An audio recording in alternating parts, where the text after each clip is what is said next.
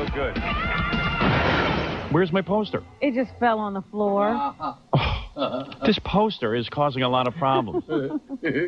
Scott, could you put my poster back up behind Robin? Please. With something other than gaffer's tape. That's not very sticky. Yeah. Use some of your bodily fluids. Those are sticky. Stick it up there like glue.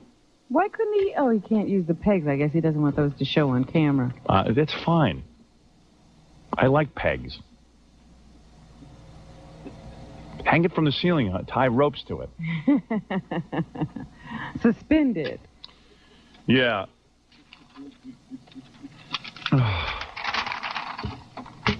Robin, would you mind holding up my poster so that it wouldn't... Just stand there and Wait hold a it. minute, give it to me. I know where to put it. Here. You put it in front of your face. I'll hold it right here. Okay? All right, no, but cut the lips out so we can hear you talk. There you go. Let me see if you can talk through it. Hello? All right, that's close enough. That's good. We can hear you. I'll just yell. It's a little... Your voice is a little obscured, but it's okay. Is that right? Yeah. Maybe I should just talk slowly so it's understandable. You can cut a hole in the mouth so you can talk through it. Are you sure you want to obscure the poster? Yeah, maybe you're right. All right, there you go. That was a good idea. All right, Gary will hang it. He's good at that. He comes from a long family line of people who hung things for a living. That's right. His brother was a framer. I'm Right. sure he used to get a lot of hanging experience at that flea market they used to work. Gary, while you're there, hang yourself. He says, hang yourself while you're here. He heard it. Scott, the engineer, who messed with my microphones? You think I don't know? What do you think? I'm stupid? You hear how I'm hoarse today? I'm losing my voice a little bit. You're yelling. You're because straining. They touched my microphones. Oh. They had a big discussion probably with the E! Network, and they said, well, we're going to try and see if we can do it. I can't have this going on. I know when my microphone's been touched. These guys think I'm idiots, and now they'll come in and say we didn't touch a thing. They never touch anything, but they always fix it later. Because they can't believe that I like my microphone up so hot. They say it doesn't sound good, but I said, Scott, admit to me now, and don't lie to me. Who touched my microphone? I cannot confirm or deny anything was changed. What does that mean? That means I don't know. I mean, I work, I leave here. I don't know what they do technically. No, someone touched them. I can tell from the levels in 2 seconds what's going on. I am yelling for 2 days. They touched it. I'll tell you exactly. What's today, Robin? Today is Thursday. They adjusted it on Tuesday night. Yesterday it was like this, and today. Okay. I really... And what it is I don't realize it for a day, and I'm hoarse. I really don't know. No one had... Turn up the level right now on my microphone. I can't adjust it. It's in the board. How long does it take you to do? I can't do that. I'm not allowed to do that. Yes, you are. I'm giving you authorization. What do you mean? I got to rip out the whole module. They touch my equipment here. They touch my equipment. I beg them, don't touch a thing. We've got the #1 radio show. Leave everything the way it is. It all works if you guys just leave things alone. Every 3 months they do this. So now you think it's with the prompting of the E people? Yeah. Everyone's saying, well, he's overmodulating. Yeah, but we know that. I have to overmodulate, okay? It's a problem. It's the way he works. It's the way I work. Just leave it the way it is. I'll find out. I'm not changing myself for television. Now, give me more makeup. Rip out that module right now or I'll rip out your hair, and you'll be bald again. I can take that hair away. Stern, give it the hair. He can take it away. Yes, you can, Bull. That's right. Okay. All right, so you just look into it for me. Don't even make a joke out of it. No, I won't. All right. Get out of here. Okay. No one can take you on camera for that long. You're going to ruin my ratings on the show. Where's my makeup? Yeah. Your makeup is the bag in the corner there. Just put it over. Scott, from now on, every time you walk into the studio, you have to have a bag on you. No. Come on. No. Boy, that's funny. That's going to be your thing on the TV show. Whenever you walk in, there's going to be a bag on you. That's the good. unknown engineer. Yeah, but then I'll let you take it off sometimes. Oh, how all right? Nice. But it'll just be your thing. Get a special bag, cut the eyes out of it. Okay. And a little hole for you so you can get air through your mouth. The unknown engineer, I see. Right. And you can have a big cigarette sticking out of the bag. Yeah, just paste the cigarette to the bag. And then put your wig on top of the bag. Oh, there you go. Oh, that'd be great. I love it. Oh, boy. You know what we ought to do? We have to make a special bag. Yeah, right With there. hair. With hair. There you go. Now, for now, just hold that piece of paper up in front of your face. Can't see. Wait a minute. There you go. All right. Very good. Thank you, Scott the engineer. Please, I'm losing my voice from what you guys did. We'll check into it today. Somebody measure him for eye hole.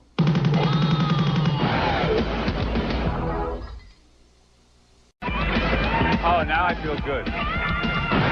Ralph got his nipple pierced. Hey, show it on camera. Come here, man. Oh, I hate that. You got to see this thing.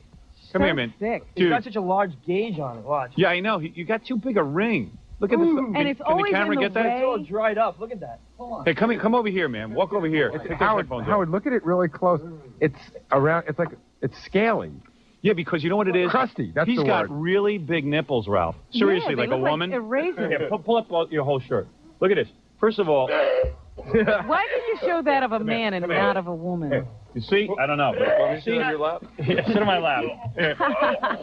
He's always wanted you. Sit on my lap, you big. We're going to the gay game. Hey, look. Look at. Can I touch it? Yeah. Look at the size of it. Does it hurt? Look how big they are, right? Like, he's got a nice chest and everything. Play with it a little bit. Hey, man, come on. Look at the size of this earring. Why is it so big? It's not an earring. What is it? It's a nipple ring. Yeah, but look at the size of it, dude. Everyone gets a little tiny one. Well, you know what? I thought if you're going to put a thing on your nipple, it should be kind of big. I don't know. Yeah, but your nipples are big already. Why would you draw more attention to them? They look kind of funny. If I was you, I would have put a berry ring right through that. Right through that berry. Has he been with a woman since he got that? Have you been with a woman since you got it? No. No? No. Whoa, you got it a while ago. Dude, what the heck? Dude, get off my lap, man. Come on, get off me. Stupid homo. But remember the day you hit him in it? Yeah, I punched him in his nipple ring just to see what would happen. You were doubled over. Oh, I went down. Which is worse, getting kicked in the nuts or getting punched in your nipple ring? Punched in the nipple ring. Really? Really? Wow. That hurt. It hurt so bad when I got it pierced. I had no idea. And it hurts more the bigger the gauge you get it. But I had no idea. I just went in there. I was like, oh, this looks cool, a little bit bigger. Yeah. Oh, Ralph, you smell, man. Like Ralph what? was just on me. He has like body odor. My wife was complaining about it. She goes, Ralph comes over, because Ralph goes over to pick out my clothes. Yeah. She said, Ralph was trying on your clothes to see what would look good and stuff. And I don't. Then everything smells. And she said, she said, he smells. Well, then your clothes are going to smell. That's what she was saying. I said, well. I don't smell. No, you do. Hey, smell him, man, Gorilla. He's going to say yes no matter No, what. seriously, just smell him when he talks and stuff. He smells Let kind him smell my dick. maybe it's his breath. It's his breath. Get close to Gorilla and talk to him. Hello. Hey. Hello. Yeah, his breath is kind of reeking. Is that what it is? Oh, Ralph. I had garlic last night. Yeah, I know. Well, dude, why don't you get some Maybe breath it's ashore? Jaeger. I should get, that's Jaeger and breath. Oh, man, you foul everything.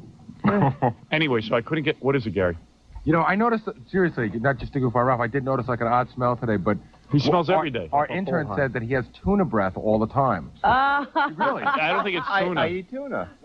Yeah, but I like the smell of tuna. That ain't tuna. You like the smell of tuna? That's tuna after it's been regurgitated. Tuna breath. That's the smell of duty breath, not tuna breath. That's a tuna after it made a duty. All right. We'll see you tomorrow, Robin.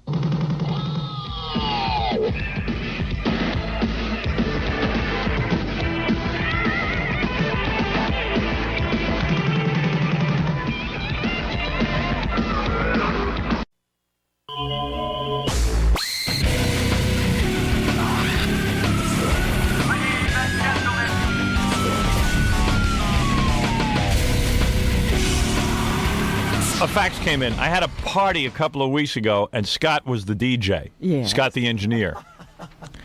He did an okay job, except for one moment when the song ended. He wasn't around to play the next song. Uh-oh. We stood around for a few minutes, then I went to look for him, and there he was smoking away outside. I went up to him and said, "What are you doing?" And he looked at me like I was crazy. He then ran in and said something about Howard Stern and played the next song. Can you ask him what he meant when he mentioned your name? Yeah, how does your name come up when he's out on a gig that has nothing to do with this program? P.S. How is it you don't cheat on your wife? How do you hold out? You're the man. No, I'm not. Oh, you are cheating. No, I'm not the man. The man would be cheating. Hey, Scott, do you remember this incident? I don't know what you're talking about. I wasn't listening. It never happens that you, or is it happen so often you can't tell which gig I don't know this what was? he's talking. No, he wasn't listening to the show. He was back working. Or smoking, I think. Maybe smoking. What were you at a gig the other night, this guy says, and you the record ran out and they caught you in the parking lot smoking? Whoops. And you came running back in and mentioned Howard Stern? No. Never Didn't happened. happen. Never happened. You swear on your child. Yes. What time did you go to bed last night? About 8:30. Your eyes are all bloodshot and they're watering. Really? It could be an allergy. It's the smoke. Allergy. Oh, my God. Because he has a smoke den back there. Allergies. Man, look at that. I'm allergic to air. Yeah, clean air. Seriously. Music the way you like it. Unless I have a nicotine fit. Do you still have that message on your machine? Music the way you like it? Yeah. Can I call it? Yeah. You got to hear this message Scott has for his business. Scott decided a couple of years ago he wanted to go into a side business because he didn't make enough money here. And they were always threatening to fire him. Are you happy you did this? Oh, sure. Good. Look, what's with your voice, man? Is that a radio voice you put on, or is that your voice? That's my voice. It's a monotone. I'm very monotone. And early in the morning, that's what it is. He doesn't move his mouth when he talks. Oh, yeah. So, he wasn't making enough money here because he's like a union guy. And they were always threatening to fire him until he became, aren't you safe now? They don't threaten to fire me. Oh, well, they tell me they're going to fire you, and then I have to go in and fight for you. The threats never got to Scott. No, I kept it away from him. I said maybe it'd be best if you didn't tell Scott you were going to fire him. No, they He's were always not nervous enough. no, because in the union, it doesn't matter how good you are. If you're low man on the totem pole, they have to blow you You're out the first. one. Yeah, Mm-hmm. but now he's you're safe, now- right? No, I'm never safe. Oh, really? I'm still low man on the totem pole. Oh, you really? They've never hired anyone since you? No. I thought that after you're in the union for a while. I'm still low man on the totem pole. Yeah, but the union protects your job, doesn't it? No. No. To a certain degree. Why are all the engineers, all the other engineers, protected? There's only Because two. of Scott. Oh, There's only two. Oh, I see. They'd have to fire you first and then fire them. Yeah, they can't fire them. Why can't they fire them and why can they fire you? They're guaranteed. What does that mean? I hate when Scott talks There's because two- his voice is so monotone. Can you talk like a normal human being? There's two guaranteed positions in the union. Right. Okay. So Why two, not three? that was what was agreed upon. I see. Good agreement. Yeah. We tried for 3. Right. They wouldn't go for it. Oh, so there's always two, and no matter how good you do, and if the other two go out and screw up royally, Right. they have to fire you. That's correct. I love So they unions. can Isn't it a actually wonderful country go we out live in? and knock down the transmitter. Scott will be fired. Can you imagine That's running right. a business in America where you can't fire a guy who... The person who's causing you a problem. Right, you can't. I mean, you have no say over it. That's amazing to me. That's the way it is. That's why unions have gone down over the last 10 years. That's why unions have gone down over the last 10 years. In my considered opinion. If I may say so. I could go on McNeil Clever. Call me for cross fire.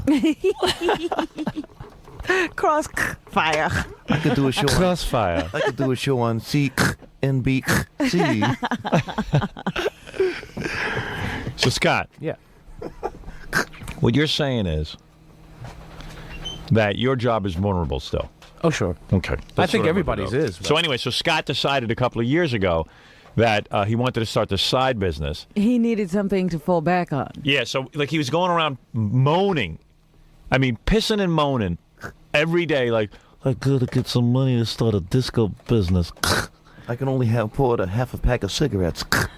he always had money for cigarettes. Never have I seen him without a cigarette. Yeah, right. But he was just like, I'd like to start my own disco business. I'm looking for partners. That wasn't even actually the way it was. sure it was. No. What's What your was recollection? The way it was? Oh, we could play the What is your the best of it. recollection?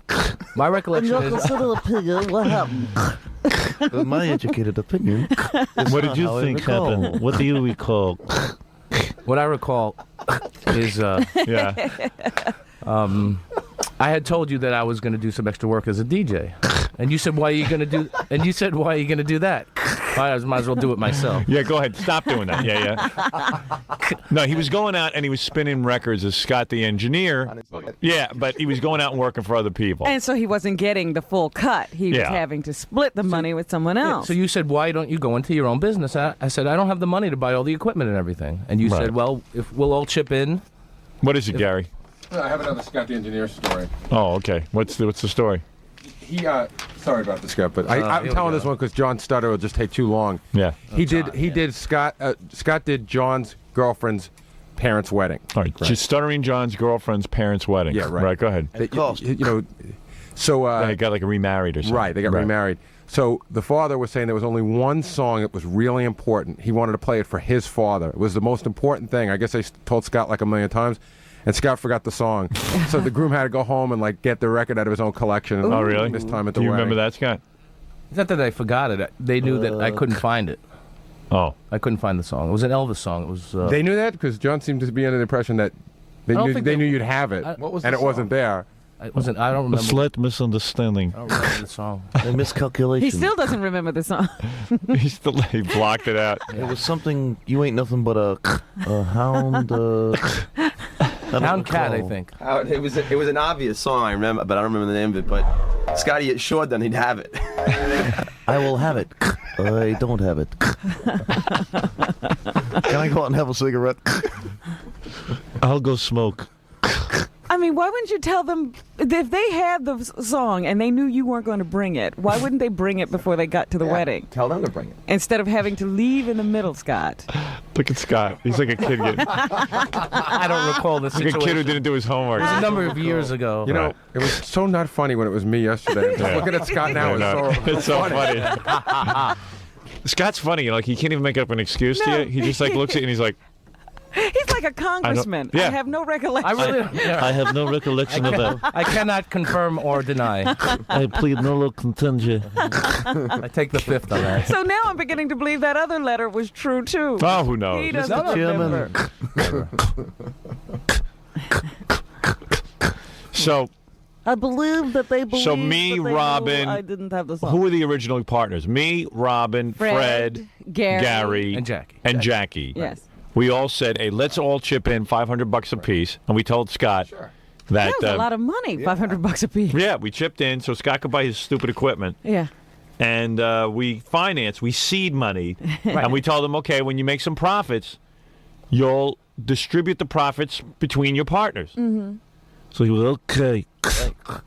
So, I don't know, for like a year, Scott kept saying he didn't have any profits. There's no Never profit. any problem. to this day, he's still in the red. That's right. Yeah. You never make any money. Got to get new machines, new records. Oh, always putting money back into Of the course. business. I had to get a Always turning smoking over that jacket money. for appearances. I have a smoking jacket. Says Rocket Cummerbunds. Entertainment. You were all paid back. You know that. Cummerbunds So anyway, and bow ties. so finally Scott paid us all back. Yes. And then we gave him his freedom. We said, you know what, Scott, you don't have to give We us any of the broke up profits. the corporation. Yeah. Kunta Salem. You mean I don't have to pay you? And you thought Scott would say, No, I insist. he was just like, Okay. Thank you. thank you. See, I'm so glad you didn't ask for anything in return.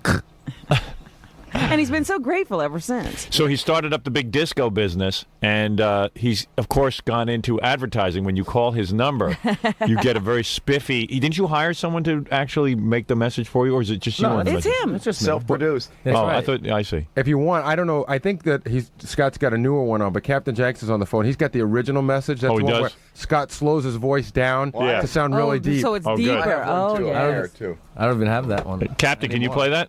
Yes, good Yeah, morning. you see, Captain Smart, most of us don't think to save Scott the engineer's recorded messages. Who would ever dream? Oh, I have a message something that he said to me after the message beep, and he yelled at me. Oh, yeah, we should do that one. But first play the message where he goes, music, the way You want it. you want it. Heard her. This is Rocket Entertainment, the only place to get the music the way you want it. No one's available to take your call right now, so at the sound of the tone, please leave your name, phone number with area code, and any brief message you care to leave. Someone will get back to you as soon as possible. Thanks for calling Rocket Entertainment. Music, music, music, the way you want it. He slowed down the tape so no one would recognize his voice. But the only tip-off, and the only tip-off is the... Yeah, music, the way you want it. Thanks. You want Hello, I can't hear you. You can't hear us? No, not that well. Okay, now I can. No. We didn't say anything. Your ears just came back on. So, He slowed that down even more than it was slowed down. Did he? Oh, sure. Oh, Scott. oh, sure. Rocket Entertainment. It's entertainment. So anyway, Scott deepened his voice, slowed it down so that his voice would sound deep. No one would recognize it. And then what happened, Captain Jakes? You started calling his message? Yeah, so what I did was I kept calling, and you know that song from the 70s, Billy Don't Be a Hero? Yeah. Well, I kept playing it into his answer machine like 50 times. And he got pissed off at you. Oh, finally he got angry, and he just came on and yelled at me. He started yelling at you. Thank you for making the 50th call. We now have your phone number, and the police and the phone company will be informed, and you will be traced, and you will be arrested. Thank you very much for calling. Have a nice day. Ooh. He said a bad word, Howard. So he left a recorded message that you would get. The police have been informed. The police are tracing your call. Thank you for making the 50th call. The police, the FBI, But your you know, mother, everyone. Guys who make phony phone calls live to hear you do that. They live to hear you do it. So if you know that, why'd you do it? Who'd you think was going to believe that you had the police and everybody on the case? You know, there are people who are murdered and you can't get the police to show up. You never know. I have to tell you, Scott, as a phony phone caller myself, you are definitely a target. Okay. Go for it. Thank you for making the 50th call. We now have your phone number, and the police and the phone company will be informed, and you will be traced, and you will be arrested. Thank you very much for calling. Have a nice day. You will be traced. That's on my CD, Howard. Arrested. You will be traced. You'll be arrested. All right, thank you, Captain Jenks. All right, Captain Jenks, everyone. So there it is, the full story of Scott. Scott the engineer. So What a let's call story. the thing now and see what he sounds like now. Oh, you got a new one? Yeah. You haven't slowed yourself down. Now it's just Yeah, I think everyone's wise to that trick. Regular straight- adulterated Scott. Straight voice. With a lot of... I wonder what music in he's there. using then. Yeah, I don't think Everybody dance. No. No music. Aw. he doesn't want anything to obscure his delivery. I'm a very serious That's right. businessman. If I dial that right. I don't That's think the you dialed 718 it number, up. right? Oh, there you go. 718 bag 5040. There you go. Music the way you like it. Hi, this is Rocket Entertainment. No one's available right now, so please leave your name and phone number with area code, and we'll get back to you as soon as possible. Thank you for calling Rocket Entertainment. Music the way you want it. Oh, Oh. you want it. Music the way you want it. So you forced yourself to really get your voice up. Yeah. Yeah. Yeah. Yeah. Mr. I Excitement. Sound peppy. I forced I myself. try to Happy sound and peppy. I try to sound happy and peppy. Have a little joie de I vivre. was tired for the rest of the day after I did You that. look really wasted, man. What time did you go to bed last I night? told you, about 8 o'clock. Oh, 8:30, man. Something like You that. look really bad. It was a heavy smoking day yesterday. It wore me out. All that lighting and stubbing out. I went through 5 packs. Just opening the cellophane is enough to wear a guy out. Do you know how much it takes to keep tapping that cigarette to get the ashes off? Tamp it down. Exhaust me. The smoke exhausts me. Blowing smoke rings is hard work. Could you blow smoke rings when you... No. No? He doesn't have time to play with the smoke. You don't even want to look cool. You just... serious smoker. He just wants to get that nicotine Very in. serious. Yes. I just like to smoke. I don't need to play games. Smoking is very serious to I him. take my smoking seriously. Smoking the way I want it. I take the smoke straight in Can you do a French and curl? I blow it No, straight out. I don't play games with my smoke. Really? Play games. You can't do a French curl? No. I do power hits. You mean put... Yeah, where you Pull blow it the in smoke your out of nose? your mouth and you pull it in through your nose? No. I never do that. That's stupid. That would be stupid. It's not the way. You I can't like quit it. smoking at this point? You haven't had enough cigarettes? I think I've had enough. You're like such a baby. He hates his life so much. Because I He's smoke. trying to You get are, out. because you hate your life so much. You know what? At this point, he's not trying to look cool. I know that. No, not at all. Are you so uncomfortable in social situations that you have to have a cigarette? No. Social. He's sitting there by himself smoking like a fiend. And do you ever exercise or do anything physical? He walks to the corner to get more. Because like I'm looking at cigarettes. Scott's arms and shoulders and stuff, and they're atrophying. Yeah. I'm out of shape. Yeah, you really are. Take off your shirt. No. Let me see what you look like with your shirt He's the on. blob. No. Come on. No. He looks like he smokes. I And you look and you like I look like smoke. I don't think you could run a whole block. All he needs at this point is a and lungs. Right. Just so he can get And a hand so he can get the cigarette up there. That's it. I can't wait to visit Scott in the hospital when they put the blowhole in, and he's picking up that piece of I meat. can see him every time we talk about this. I think about that guy I told you about All right, who that's had the tube that went to, because everything was wasted. Nothing worked Right. on him anymore. And he had a tube that went to this little cigarette holder. Right. Little plastic tube. And he could still skin the smoke by putting the finger over the hole. When we go visit him in the hospital, we'll be like, "Oh, Scott." He looked like Commander Pike. Yeah. Beep. Commander Pike, we're going to your planet again, and Star Trek Federation demands that you turn around. Will you turn around? Will you give Spock the order to turn around?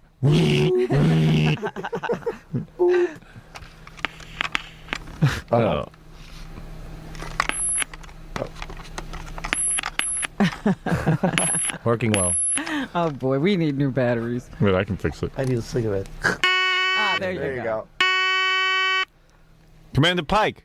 Don't upset him. Oh, dear. He's getting upset. Scott, do you want another cigarette? He's shaking his head. Yeah. I say we're only a year away from that. I don't think we're far. What is it, Gorilla? I was to say, like, sometimes I've worked with Scotty before, and like he like brings a tuxedo with him. Yeah. Sometimes he doesn't even go into the bathroom to change. He'll look around, see if no one's there, and he'll change like right behind like his little DJ booth. Yeah, and you've seen him naked? Not naked, but he had Superman. a shirt off, and it was like, whew. Okay. He's really out of shape, huh? Yeah. Yeah. Because he eats like a really unhealthy lunch every day. His arms sag like an old lady. Yeah. What do you eat for lunch? What do you order Chinese food, and what else do you have? Wait, for breakfast every day he has a toasted onion bagel with cream cheese. Just lately, I was eating cereal for a long Yeah, time. he was doing good for a while. He lost weight. Yeah. And then he just gave up again. And then I wonder why. And then When did you notice? a couple of weeks ago he gave up. And what about lunch? I always used to see him in there with big bowls of spaghetti. And, I used to see a van, would just back up and back up. crates of food. I don't head eat- I down don't to eat the that much. engineering room. Now that I'm full, I'll smoke. I eat toast and cigarettes. How many cigarettes have you had so far today? I don't know. 16. Should I get his ashtray? Yeah, go get his ashtray. We're Yeah, going to count. 'cause I don't even Because he know. empties You it might every have night. to Yeah, but Go sometimes he through the dumps it trash out. can and everything with Scott. Yeah. Well, it was a tough morning. I don't usually smoke this much. I was suffering from allergies, so I had to smoke more. Smoking helps me to forget. It kills the power. How many's he got in there? Three. Did Three you look since in the 5 trash o'clock. can? Yeah, but how many did you throw out? I don't know. What about in Couple. the car ride this morning? Oh, probably about 15. No, come on. How many cigarettes do you figure you smoked already today? Be honest. 10? You smoked 10 cigarettes. Not more than that. Yeah. More than 10? 10. 10 already. I And stop before I And wake here in- up. he's young. And here in New York, it's 6:45 in the morning. He's so addicted. Oh, Scott. I'm very addicted. Do you ever, at any point during the day, get tired of smoke? Never. I even I don't smoke think when so. I nap.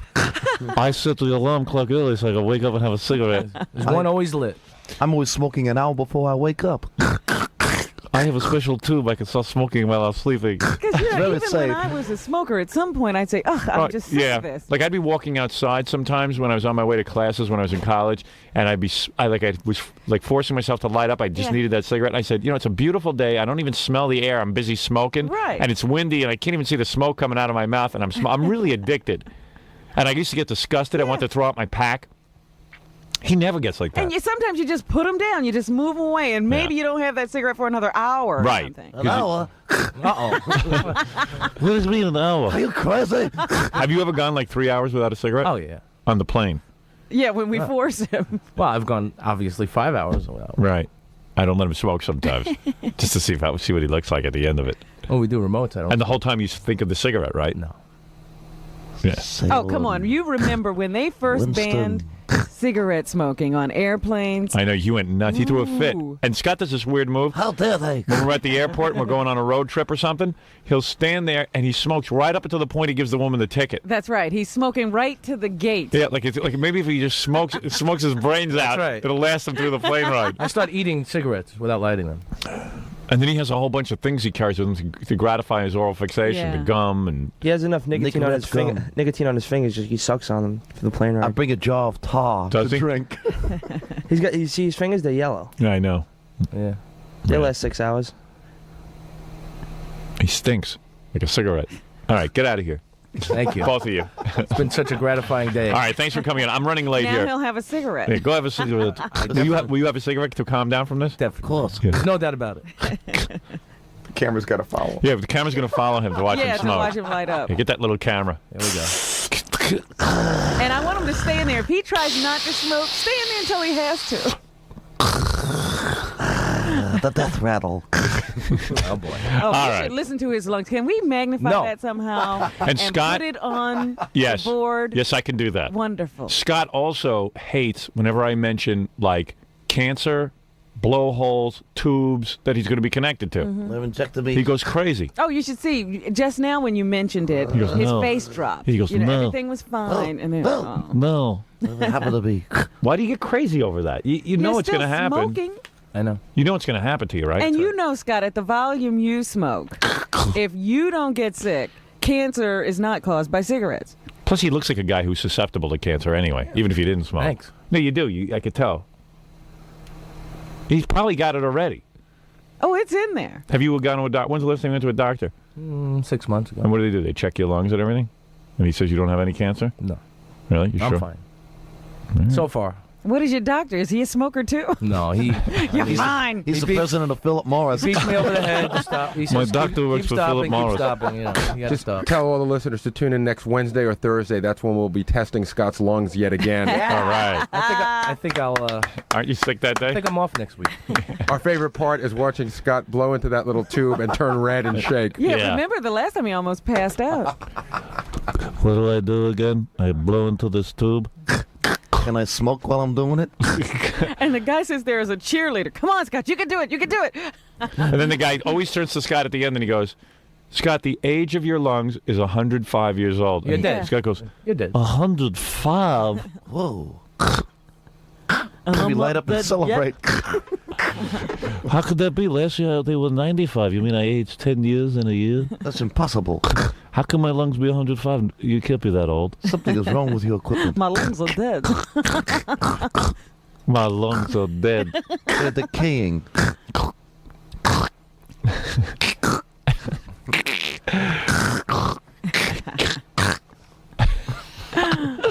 But I want it rigged so we can hear how bad off his lungs are, you know, when Yeah. he breathes in. The wheezing Yeah. and the noise. do you get up every morning and like starts coughing up stuff? No. He refuses. That's right. I refuse. You cough though. I when you cough, first wake yeah. up. Oh, yeah. First sound out of you. Do you light up a cigarette before you get out of bed? No.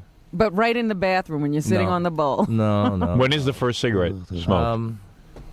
Probably when I get in the car. First cigarette is the car? Mhm. So how long does it take you to get your first cigarette in the morning? Like, does it take you 15 minutes to get to the car? Half hour. Half hour? But are you thinking about your first cigarette? No. Really? Then why do you light it? So I'm not thinking about. I mean, it's just a habit. I got to think. If I thought about it, maybe I wouldn't light it. I have a habit. It's a habit. And so how long does it take you to get into the city? About 20 6 minutes. hours. 6 hours. 20 I gotta minutes? keep smoking. Yeah. I wake So up how at many midnight. cigarettes? I drive around the block. So do you have at least 3 cigarettes in the car? No way. I have 2. one. Only one. That's it. And it's 3 feet long. Extra long. Because there's cigarettes away. I like it. All right, I've heard enough about cigarettes. Thank you, Scott. Oh, you're welcome. All right, we're going to take a break. You know, most people are addicted, but he's super addicted. Yeah, this is worse Yeah. than any heroin addict I've ever How many seen. packs you up to? You don't admit it. You don't care if you die. Of course I. No, you don't. Your life isn't all that exciting. Oh, thank you. You have to spin disco records when I'm not yelling at you. All right, go back there to your miserable life. Thank you. All right. Follow him. Watch him smoke. Okay. Go light up. All right. Want to see me light a cigarette? Yeah. How can you walk out of there and light a cigarette after that? It's easy. I take it and I light it. And we have a great show for you this afternoon. 2 until It's purposely because you're in here. I'm not going to light a cigarette. guaranteed 20-song music. Boy, it stinks in here. Bill will look back. You're a big. Where's that ashtray? Yeah, it's right there. To the Eagles, who are coming into town real soon. We have a special weekend coming That's not so bad. He's waiting for me. He's waiting for me. He's waiting for me. Here, wait. Here it is. Here it is. See it? See it? I'm not lighting it purposely. Till that camera leaves. Adios.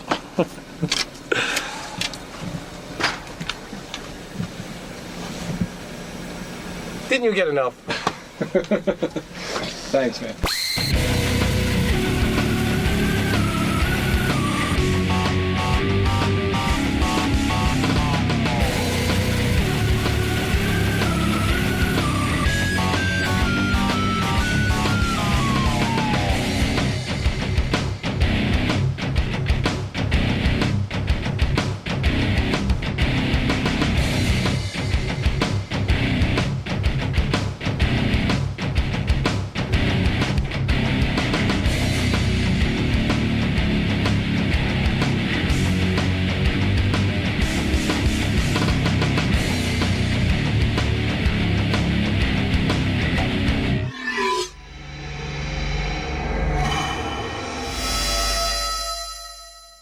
Got a whole batch of new interns around here, and Scott, the engineer, got a very pretty new intern. I was girl. going to say to you, yes, I've seen what's going on.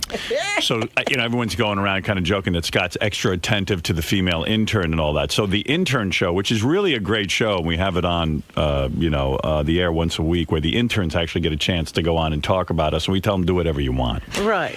So the talk was, of course, Scott's new intern.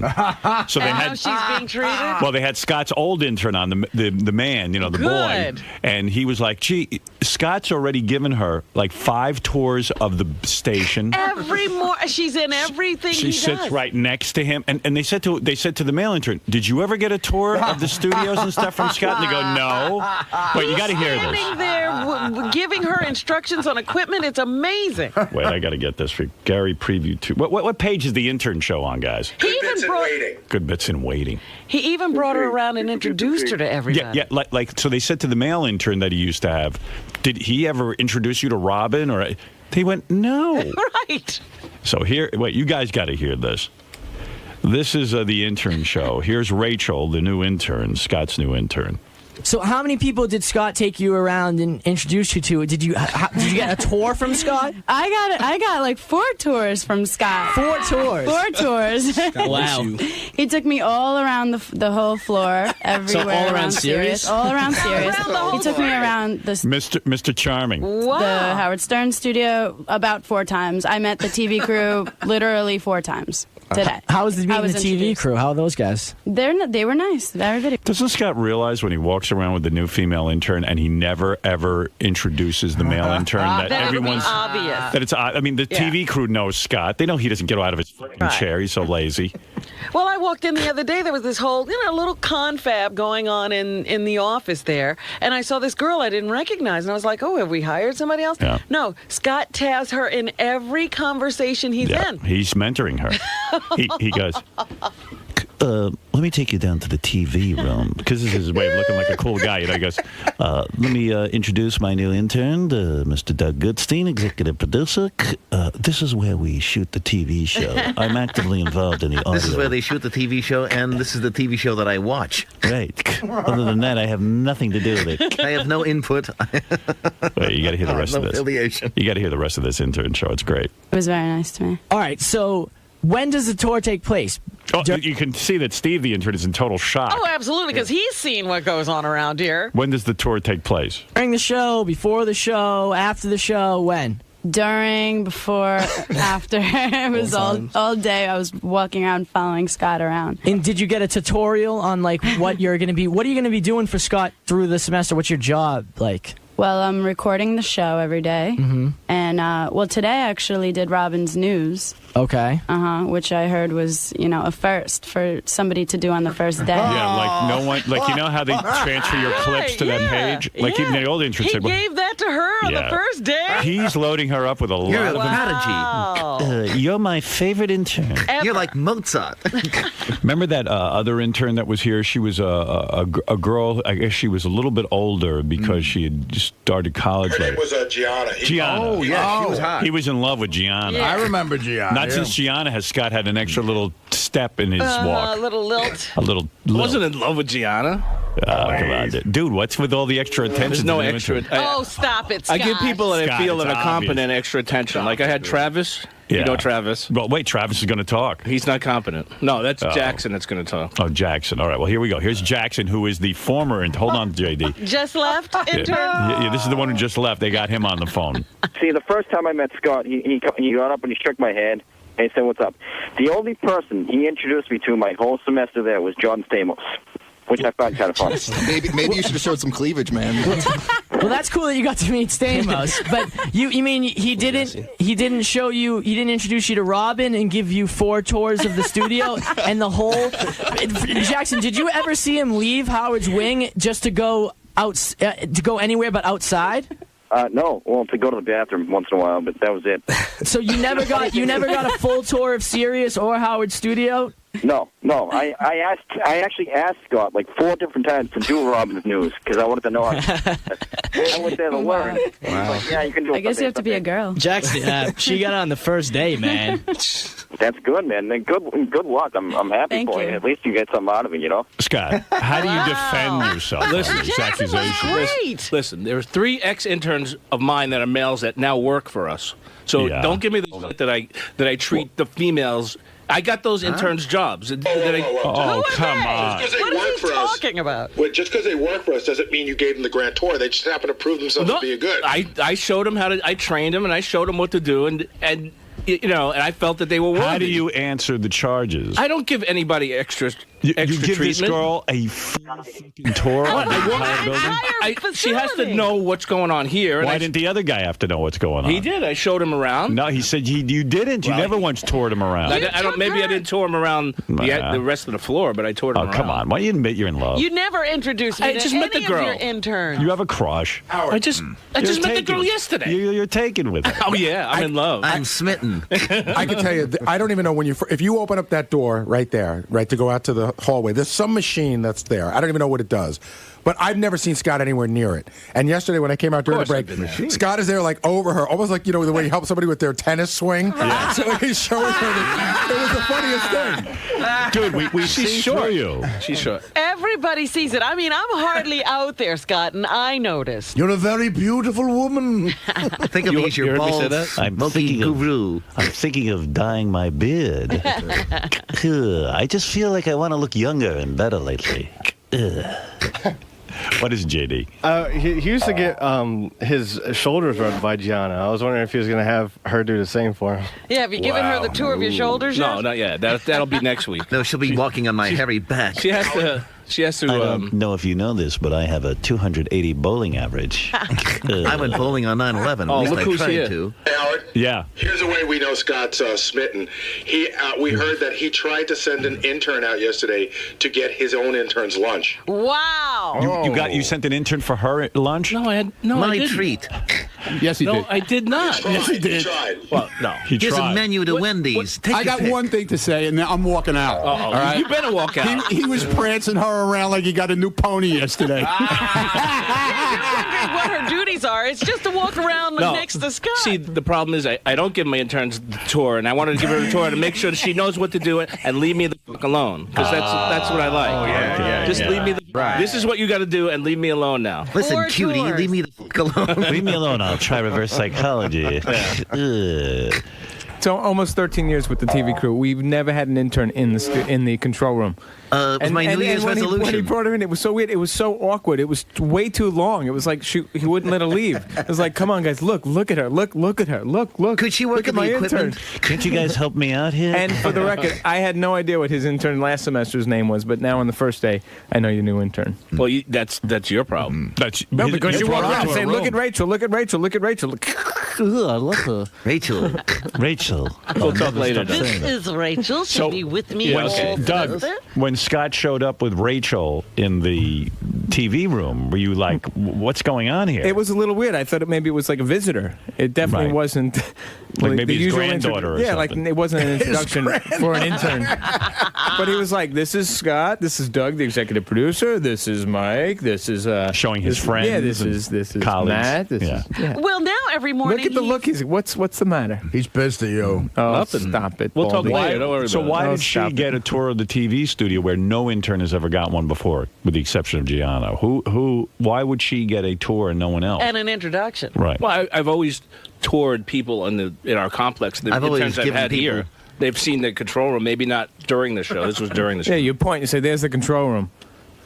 You never brought him in. Brought them in. Maybe not during the show that I just said, but I brought him into the control room. I didn't know what to do. Scott walked in after the show, and he said, "Robin, I'd like to introduce you to Rachel.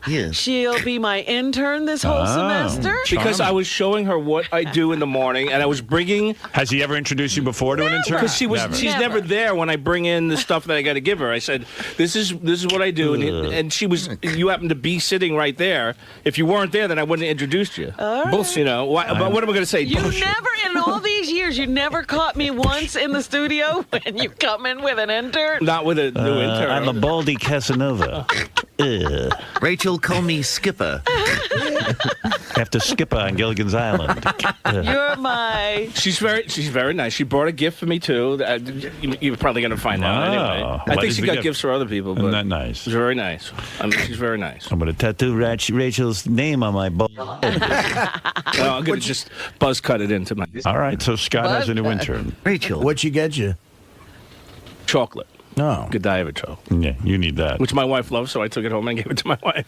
Someone gave me this. I don't know who. Honey, Exactly. I said an intern gave me the You didn't say my Rachel. I didn't say Rachel gave me My the Rachel. I mean, Rachel. A gave certain this. someone who's competing for my heart. You know, Okay. I gave my bowling ball the name Rachel. Hey, Rachel, I don't go. come to She's an daddy. intern. I don't go there. All right. All right. You know, we have rules around here. Back off, Rachel. I'm a married man. That's right. That's right. I know my charm is hard to resist. You might want it, but you can't have it. Those days are over. Spoken for. I know I look like a distinguished older man to you. I know you girls grew up watching The Munsters and Addams Family and Festa. Please Yeah. stop. I'm just getting over that revelation I made 1 year ago. So don't stop. What is this? The anniversary? We got to give it to him again. While you're an intern, of course, I cannot fraternize with you, but once your internship is over, day one, you When can do we touch my graduate? Ugh.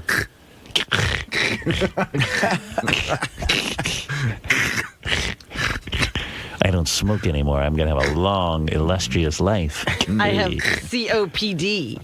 All right, you know what that is. Did you know I have Crush COPD? on pretty debutante. What is COPD again? Nice, Fred. What is it you have? Some obstructive pulmonary disease. What's the CO? The C. I forgot. It's chronic. Chronic obstructive. Rachel, I have COPD. If I get faint for whatever reason, use some like CPR. In other words, you screwed up your lungs from smoking, asshole. That's what it is. Rachel, I'm not a perfect man. Probably to your young body and mind, you think I'm everything, but You are my Delilah. I must tell you, I do have COPD. And I carry this secret inhaler. I don't know if you know it, I'm also a DOPE. And there's no cure for that.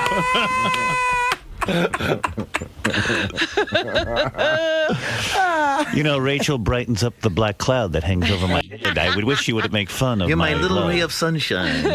There was a break in my black cloud, and it's Rachel.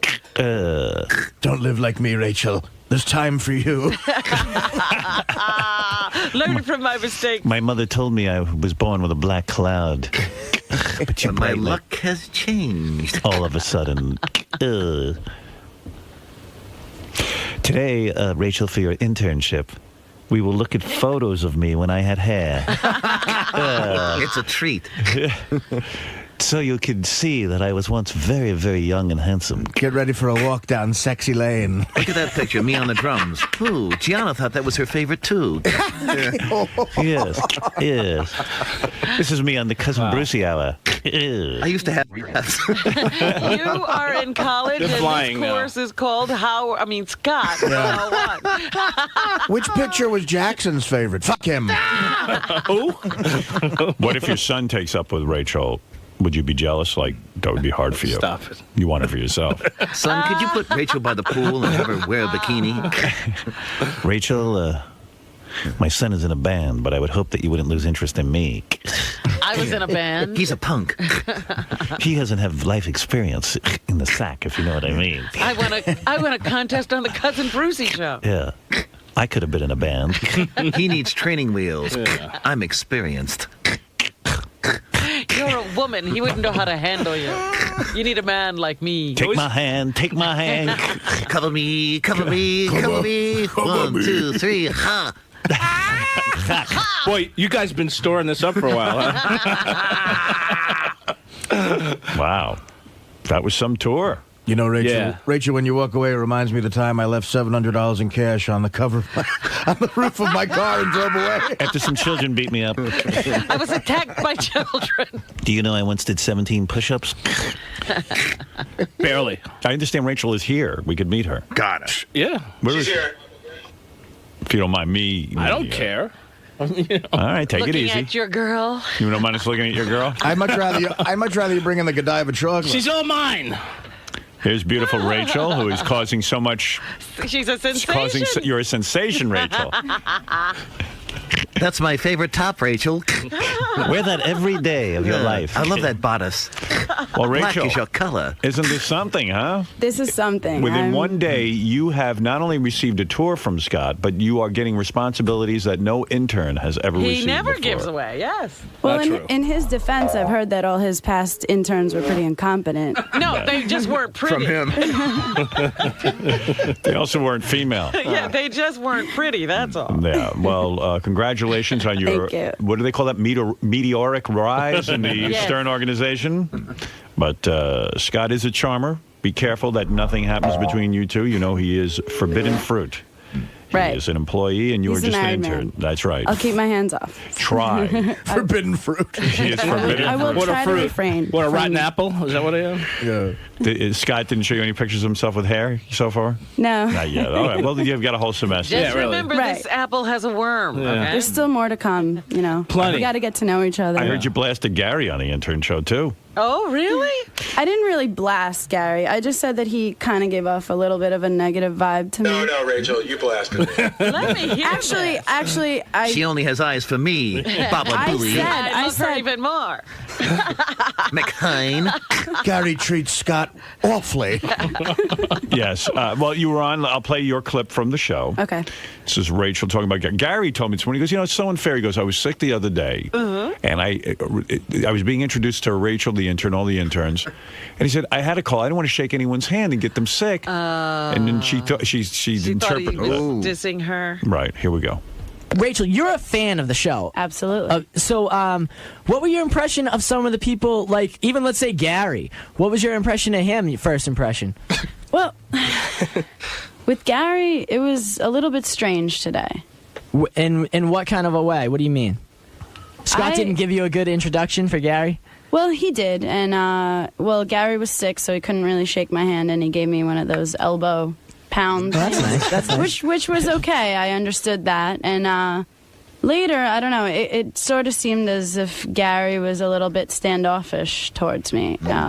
He did dart me a couple of dirty looks. I thought. I don't know why. What for? Were you doing anything inappropriate or whatever? Not really. At one point, though, Brian Fallon, I asked him if I can come into the studio and watch something that they were filming. With Brian is a Howard TV guy. Yes, for Howard TV with Gary, and he said, "Sure, I just wanted to come in and watch." And I walked in with Ryan.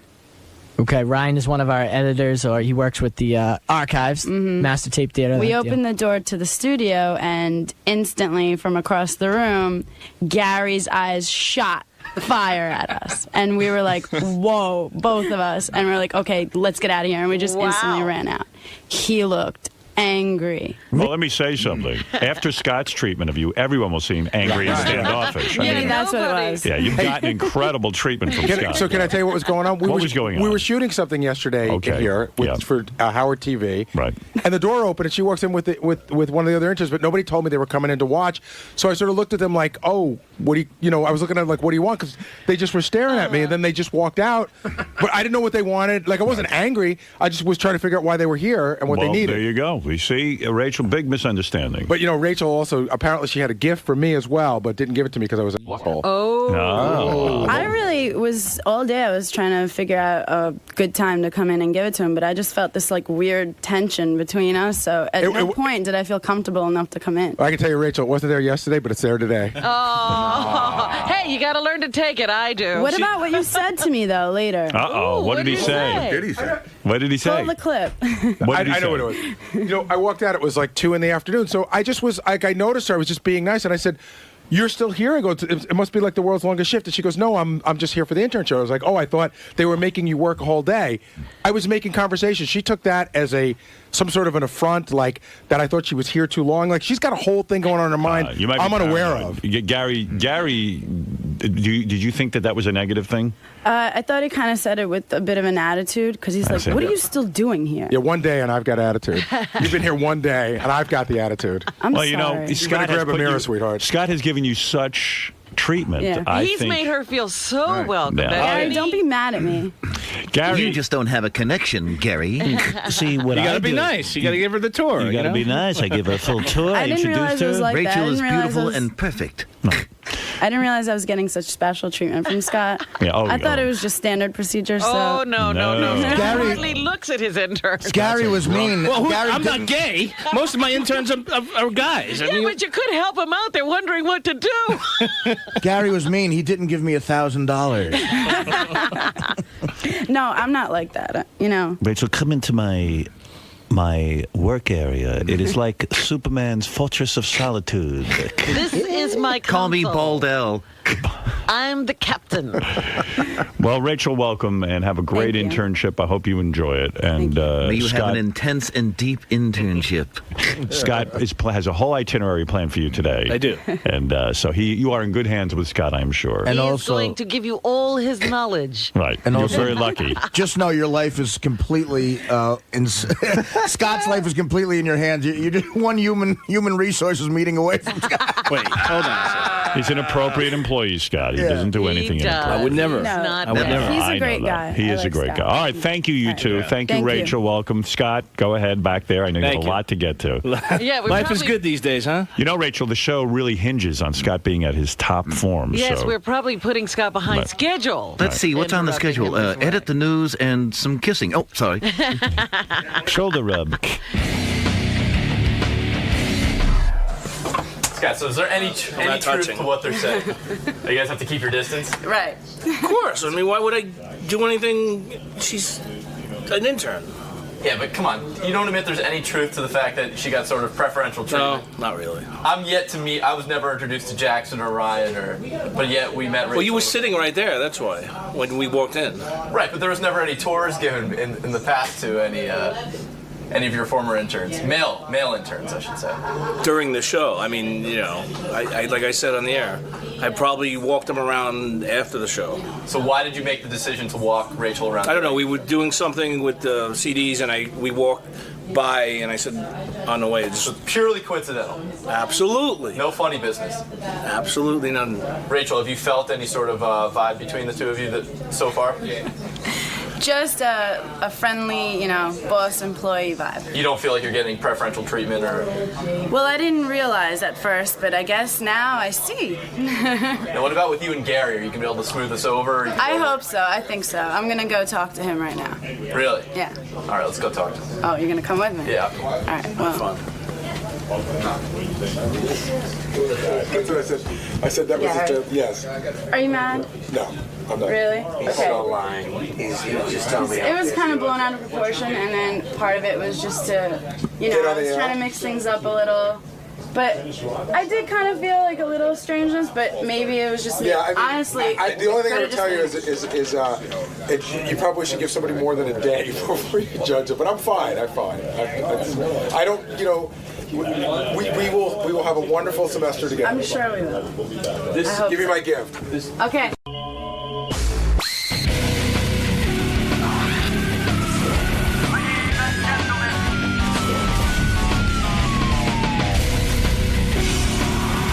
I did watch the football game yesterday, the Jet game I watched, not the... That's because you became a fan.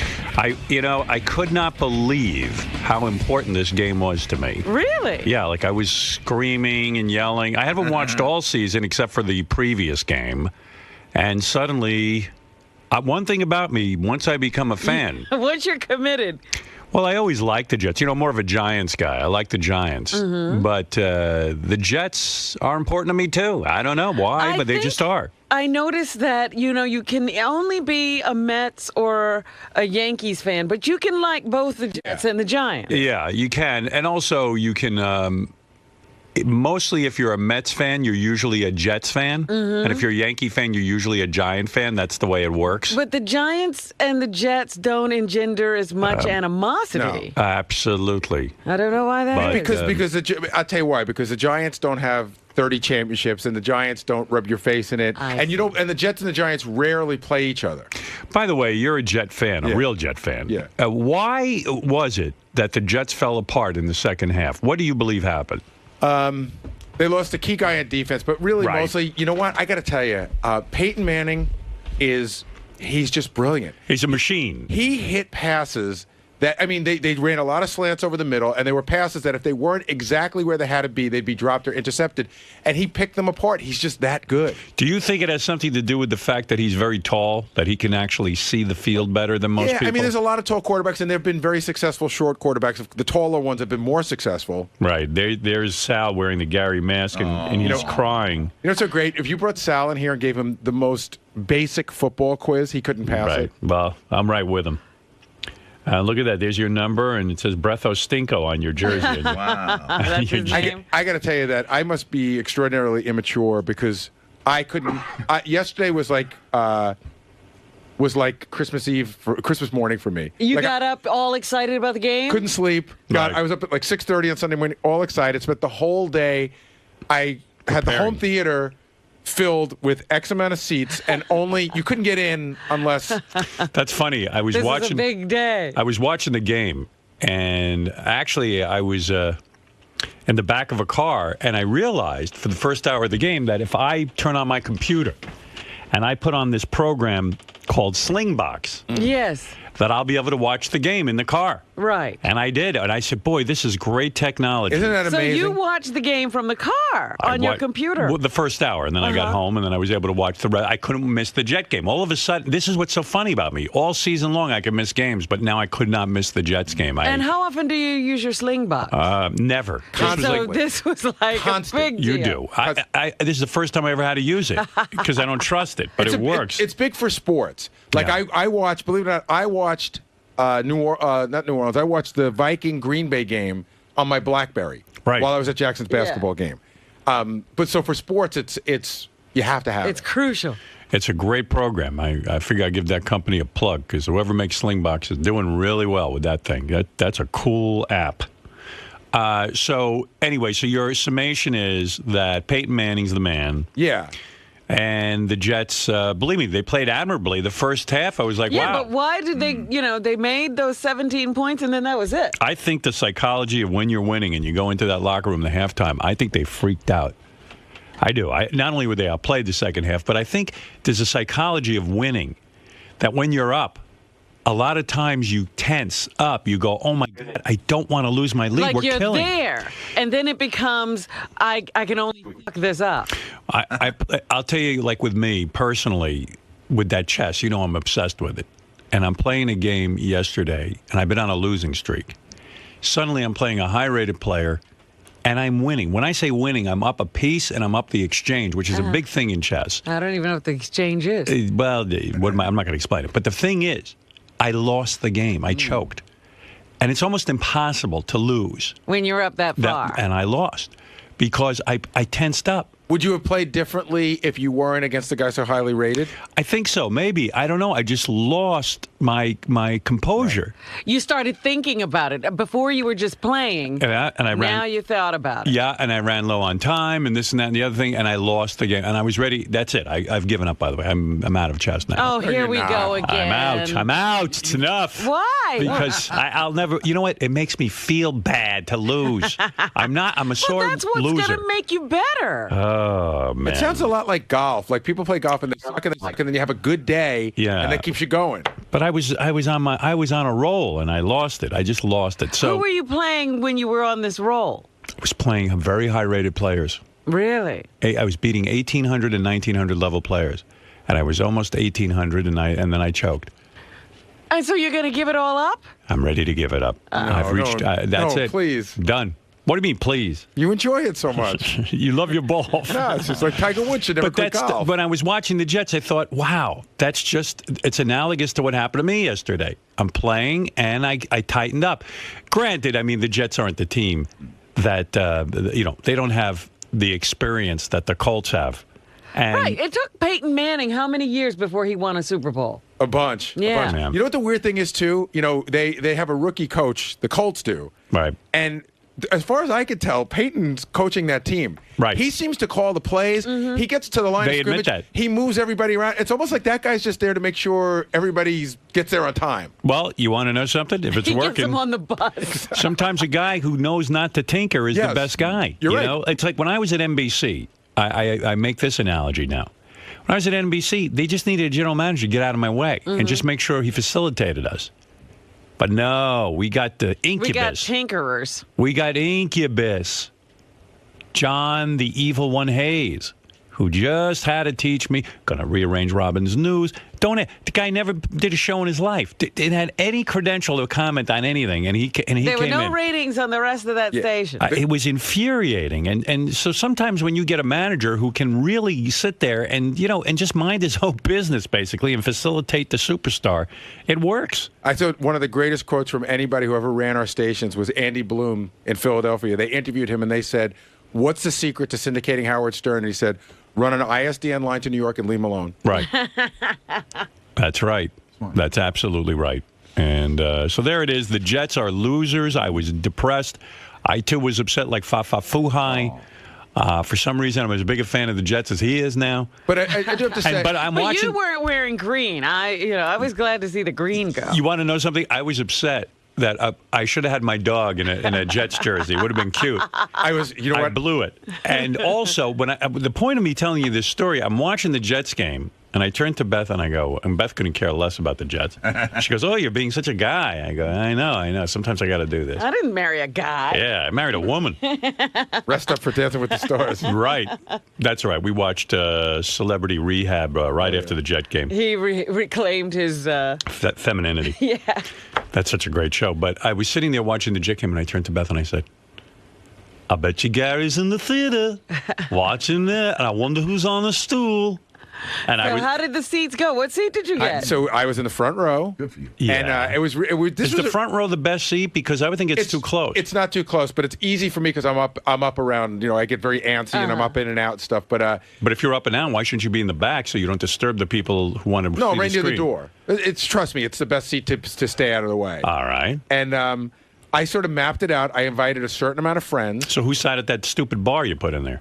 Jackson and his friends. Yeah. Jackson, and they were happy. They were thrilled. So for once, you got a good seat. Like you didn't take the shitty seat. I've only sat back there one time. Admit that you put shitty seats in your theater because, you're saying Jackson didn't mind. You didn't want to sit there. I'm telling it to you. But you wouldn't have sat there. I wouldn't sit there because I need to be up and around. No. I don't buy it. It's a shitty, uncomfortable stool. I'm not going to, Howard, we did this for 3 weeks. Listen. I'm just going to say, I'm not going to go through it, but if you build a home theater and everyone's avoiding the shitty seats. But nobody's avoiding them. In fact, everybody was back there eating.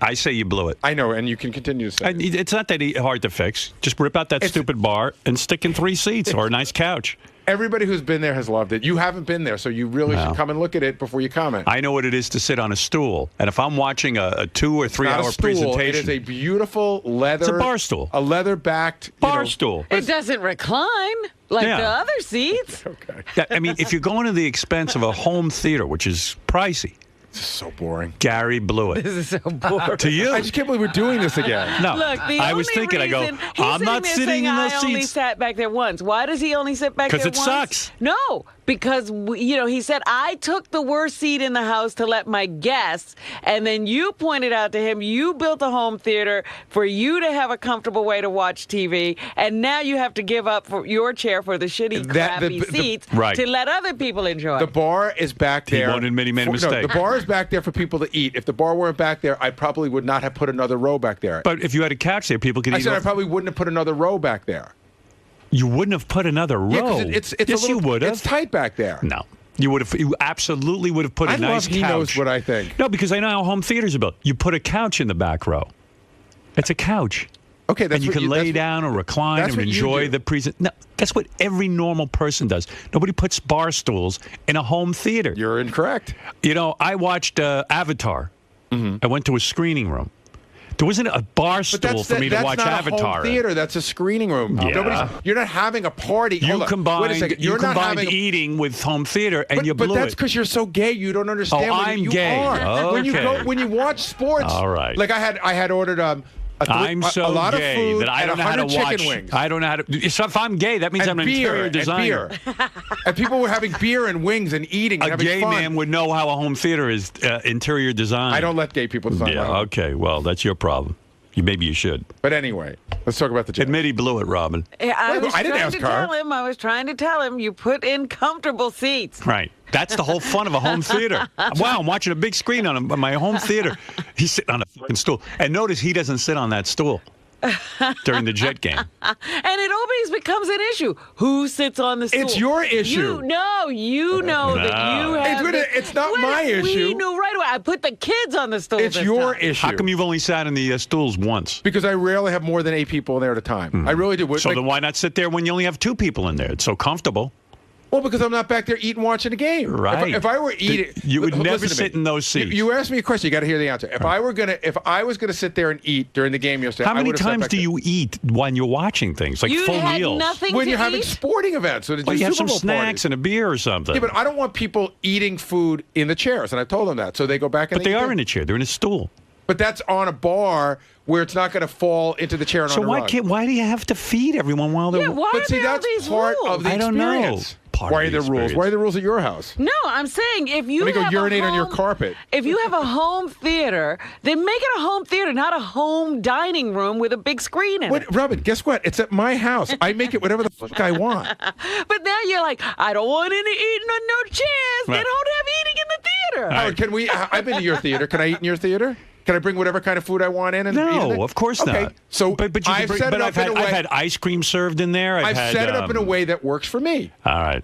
I mean, people have snacks. They have popcorn. They have drinks. Well, that's different. Popcorn. Yeah. People are allowed to have popcorn. But he's now Not so allowed. serving wings in the theater. Gotta Wow, have what a wings. nutty idea! Wings during a Jet game. Next thing you know, they'll be serving ice cream in the summer. Does Oh, my anyone ever goodness. sit on the stools if there's an open chair? The answer is no. Be Well, honest. sometimes they do. So, Okay. I can tell you right now. You know what? Jackson's Hold in on, there. hold on. I did a movie screening on Saturday night. I had people over for a movie. What movie? Hurt Locker. Yeah, great movie. Phenomenal movie. Yes. Disturbed a lot of people, by the way. Well, of course. And at one point, there were 8 seats, 8 people, and one of the guys went back there and he goes, I like it back here. I'm going to sit back here for a while. So I'm just telling you, ask the question. Okay. But wait a second, you Have asked the you question. ever done that? Hold on. You asked. Now that you didn't get the answer you wanted, now you got to No, qualify. I don't even believe you. What you're saying? I'll get the guy on the phone right now. Yeah. I'll get him on the phone right now. Well, it's comfortable back here. I'm going to sit on a stool rather than in a big, comfortable, But that's easy what chair. he did. All right. Well, how many times does that happen? I don't know. Twice. Once or twice? Okay, but you asked a question. It's never enough for you. Whatever answer isn't enough Twice out of how many years have you owned that theater? Well, year? One. 1 year. I've had it for In 1 year, 2 people have sat back there. When If there I was- said I hold it for 2 months, you go in 2 months. So wouldn't you say I'm generally right that if there's a choice, people don't go to the bar stool except for 2 weirdos? Whatever. You're right. Whatever. The guy goes, any chairs with nails sticking out of them because the bar stool isn't uncomfortable enough. Where's that chair of nails? Yeah, the guy was very, very, very weird. I'm sitting here, and I was just thinking to myself, I'm looking at you going, how the f- did I get sucked into that again? I was like, again? Like, that's the 9th time. I wasn't meaning to go there. It's just when I was watching the game, I kept You thinking. thought about Gary and his I'm sitting there theater. going, I wonder if Gary's in those stools. Until the kids are all. So who is at your game? Who was at this party for the game? My buddies that grew up, my buddy Frank, right? Vinny, Paul, Steve, one of my neighbors, one of his friends, and that was the chairs. And then Jackson invited a couple of friends over. Boy, it sounds like more than 8. Well, and there's the stools in the back, so there's 8, and then there was 4 stools in the back, so it's 12. I see. So you had it all plotted out. I did. Where was Lucas? He sat in a beanbag on the floor. I didn't put him in because he likes the Jets, but I wasn't giving him a full seat because I wasn't sure whether he was going to be there or not. Right. Because I wasn't giving his seat away to somebody who really wanted it. Right. He sat in a beanbag chair. Yeah, I have a beanbag chair. If he had that couch, he could have squeezed in with the boys. Well, they would have been full. I'm telling you. You know what it is? That bar takes up the room. I know. His other son couldn't even have a seat. Actually, whatever. That's going to traumatize the kid. My father didn't give me a seat. Maybe sit on the He'll floor. be sitting in a psychiatrist's office talking about that. I know. I put my dog on the floor during the game. I know people whose parents were alcoholics. If that's the worst he's got to deal with. Wow. But anyway, with the Jets, I have to say, as bummed out as I was, at least the future looks bright. I mean, they really have a lot of rookies and stuff. Did you watch the second game? No, I know. I heard it was great. Oh my God! No. I have to tell you, I wasn't that much of a man. I have to tell you that. What time that end? 10:20. 10:20. 10:20. Went to overtime. Yeah. What happened? Brett Favre was so beat up he just couldn't. Well, there was a lot of turnovers, but Favre is a great quarterback. Listen, he's legendary. Is he done now? The guys in the office don't think so. Yeah, I heard he got pretty beaten up. It was, at one point, Howard, it almost looked like a real war, and he was the casualty. Right. Because the grimaces on his face from the hits he was taking, how long it took him to get up, they were helping him off, he's limping to the sideline. Why did he get hit so much, Fa-Fa-Fo-Hi? I don't know. His line couldn't protect him. I mean, he gets hit a lot. I mean, every quarterback gets hit a lot, except for Peyton Manning, it appears. Yep. But, there was a little bit of joy for me. I don't know. There's something about Brett Favre that, I mean, he's great, but there's something about him that rubs me the wrong way. Maybe because he was with the Jets last year and it didn't work out. Maybe because he's sort of like Leno. He won't go away when he says he's going away. Right. And he makes turmoil for everybody. Right. And I know he's great. I respect him, and I don't hate him. Right. But there was something about him. I don't know. I took a little joy in him not winning. And the other thing is, New Orleans is. They've never been to a that Super Bowl. city. First of all, New Orleans is one of 5 teams that's never been to the Super Bowl. Right. And the cities get such luck. I just thought it was. I was sort of pulling for that. Yeah, right. That's a good point. Yeah, all right. I go with that. So now you got New Orleans and you got who else? The Colts. The Colts. Colts are already That's it. favored How by could you not 4. figure that out, Howard? I told you. After a day of watching I told you I don't care. You don't know who's in the Super Bowl? I don't even remember. The Jets could be in for all I know. Wow, that's great. One thing I don't understand is how the Pro Bowl comes before the Super Bowl. Dumbest idea in the world. So they used to do the Pro Bowl in February. You know what the Pro Bowl is, Howard? Yeah, it's yeah, like the I know. All-Star game. And Yeah. and nobody wants it. By the time the season's over, nobody wants to go. If you're young. People are tired. People don't even want to watch it. Right. And if you're young and you get called to the Pro Bowl, that's great. But if you're if you're in your 10th season, they almost have to pay you to go. They put it in Hawaii. They give you cars and stuff. Right. So they figured a great way to get people to watch it. See, the problem is every other All-Star game's in the middle of the season. But if you do the Pro Bowl in the middle of the season, guys are going to get hurt because everyone Right. gets hurt in football. So they came up with the idea of doing it that week between the Super Bowl. Except the problem is the 2 best teams, who probably have the 2 greatest amount of players, can't send anybody. No, they're not going to risk You're that. not going to risk that. Nobody from the Colts is going. That's Nobody from the stupid. Saints is going. So Drew Brees and Peyton Manning, who probably should be the starting quarterbacks for each team, are not going to be there. Right. That's ridiculous. Yeah. No Pro Bowl. We're sick of it. It sort of doesn't make sense to even have it. I know. Well, anyway, Fa-Fa-Fooey taking it hard. Yeah. Jets not in the Super Bowl. That would have been kind of fun. Speaking of TV, as long as we're on that topic, I want to talk about Conan's last show, which I tuned in. There's a thing where there's this thing now. I hate this continuous applause. Jay Leno's a big fan of it. He loves when they applaud, and he high-fives the audience and all this. Well, he demands a standing ovation. Yeah, and Conan, I mean, people were carrying on with the applause and the applause and the applause. And you know what? If his last show was Tom Hanks, who was just nothing short of awkward on the show. Do they know each other? I don't know. He appears to know Conan O'Brien. You don't know in what capacity.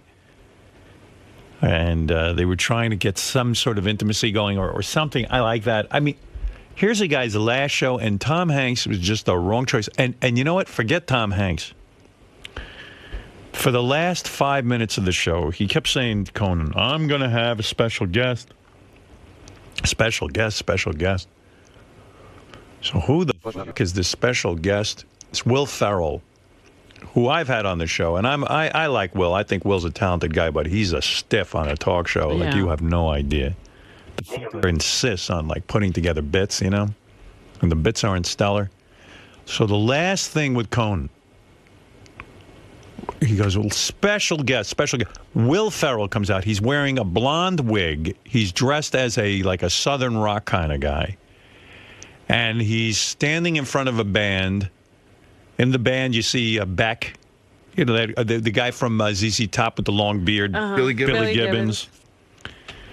And Will Ferrell's dressed up like he's the lead singer of Lynyrd Skynyrd. And he goes, all right, Conan, strap on your axe. And then Conan, I guess, plays guitar. He put on his guitar. And Will Ferrell proceeded to do karaoke. He did Freebird. I'm as free as a Freebird. And he's pretending to be Lynyrd Skynyrd. And it went on and on and on. It was watching Will Ferrell have fun with a band. But at your expense. And it started to get so bad at one point. Like, Will Ferrell started to, show the crack in his ass because, he wanted to do something. He knew it sucked. I mean, and I'm sitting there going, wow, this is why Conan failed in the ratings. He lets people hijack his fucking show. Will Ferrell, you say, you're the last guy. What the fuck are you going to do? You're going to sing Freebird. Did he not see this before they actually put it on the air? I don't know. It wasn't funny. It wasn't fun nor funny. Mm.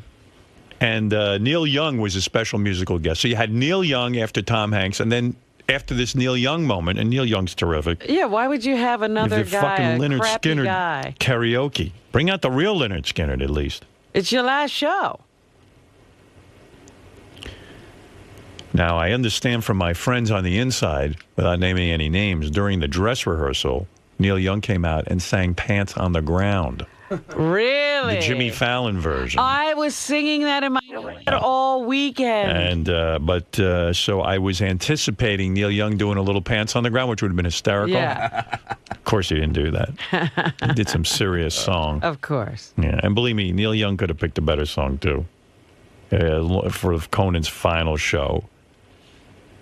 And so no great final show.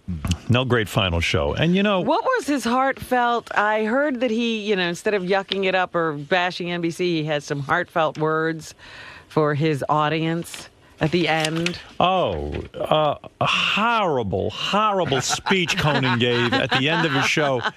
He came out and he very seriously, bordering on tears, maybe a few tears.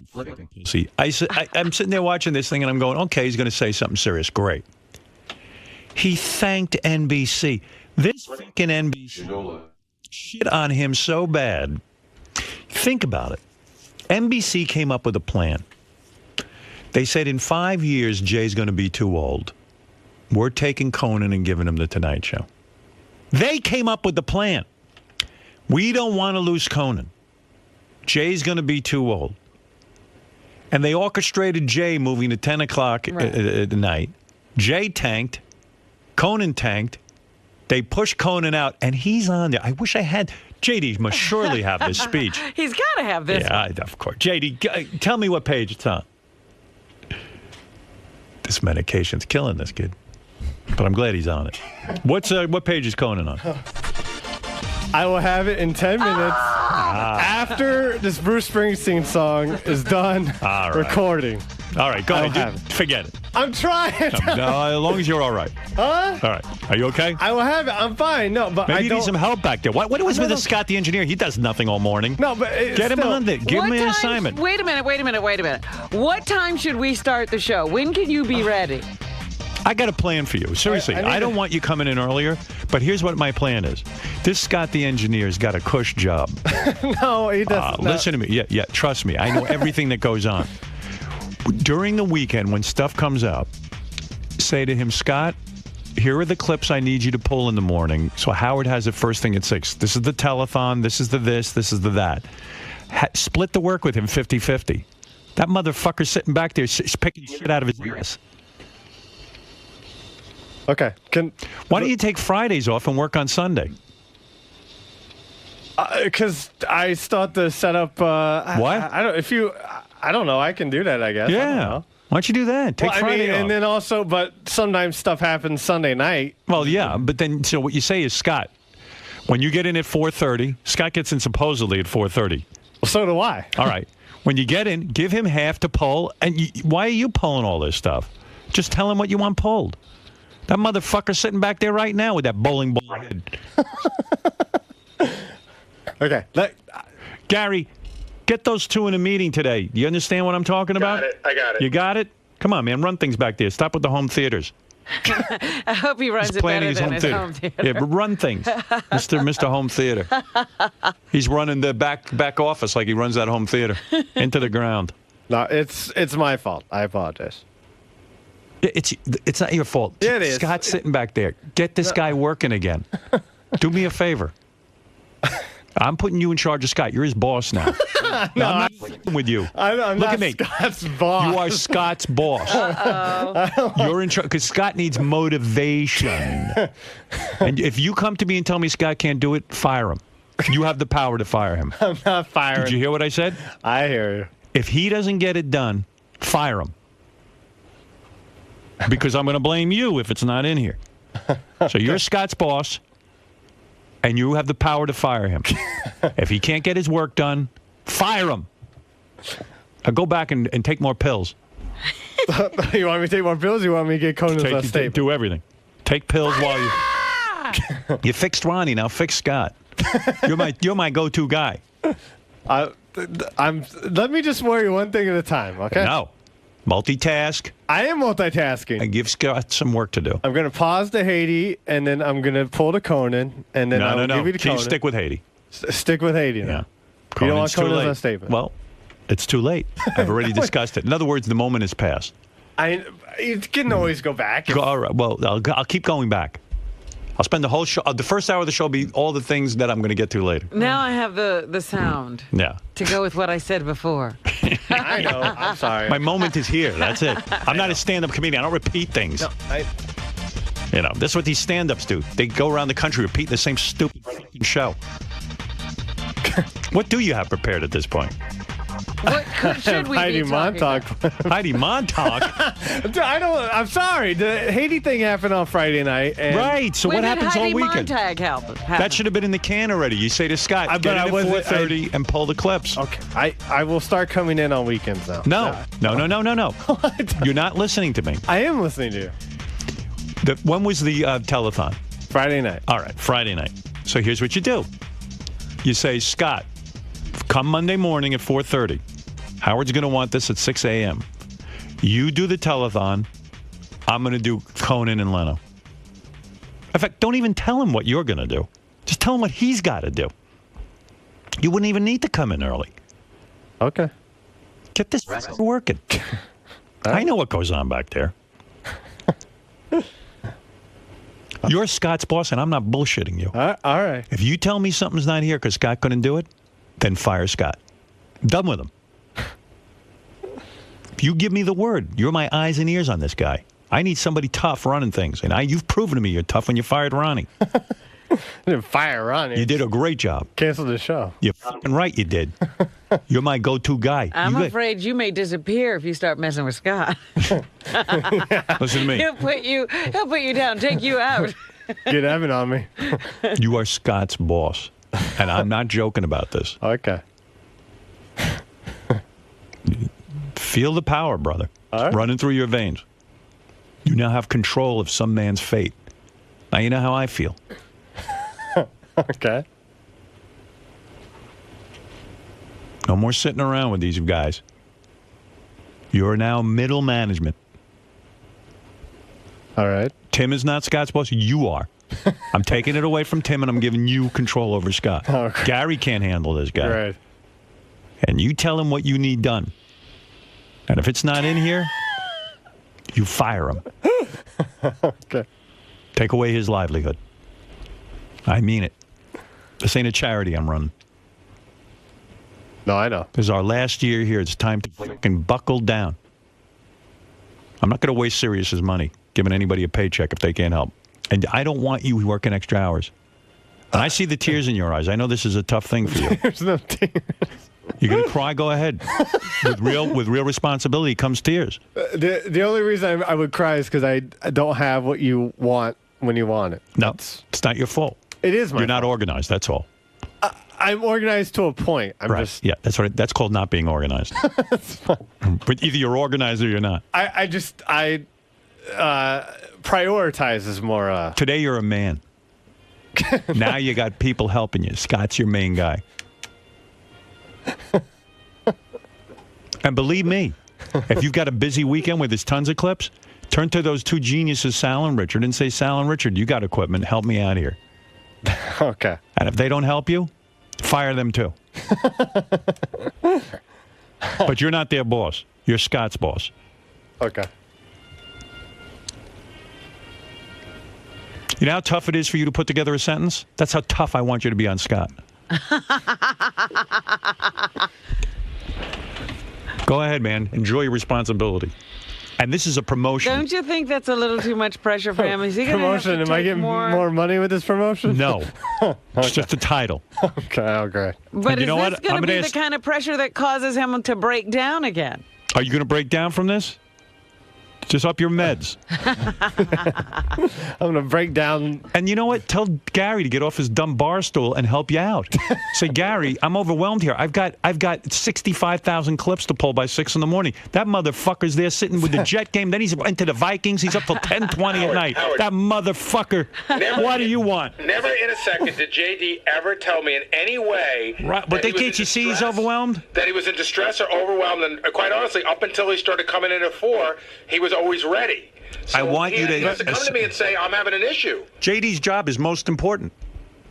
It is. It's an important job, but I had Howard till this morning. I had no idea that JD was having any issue of any kind. Well, I'm identifying the issue. He's not going to tell you he has an issue.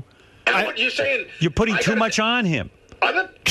He needs Gary. You got to look around and see what's going on. He's the only one pulling clips on a day that's clip heavy. Right, but he can tell me that. Of course we can. He doesn't know. He doesn't know that he can't get it done? Yeah. Well, obviously he doesn't. That's Scott sitting back there. Nobody notices me. This is a great place. I used to have to do tons of work. Now I do nothing. Oh, JD, hurry up. Get your bits. JD's busting his balls and Scott makes more money than him. Give fucking JD Scott's salary. Reverse him.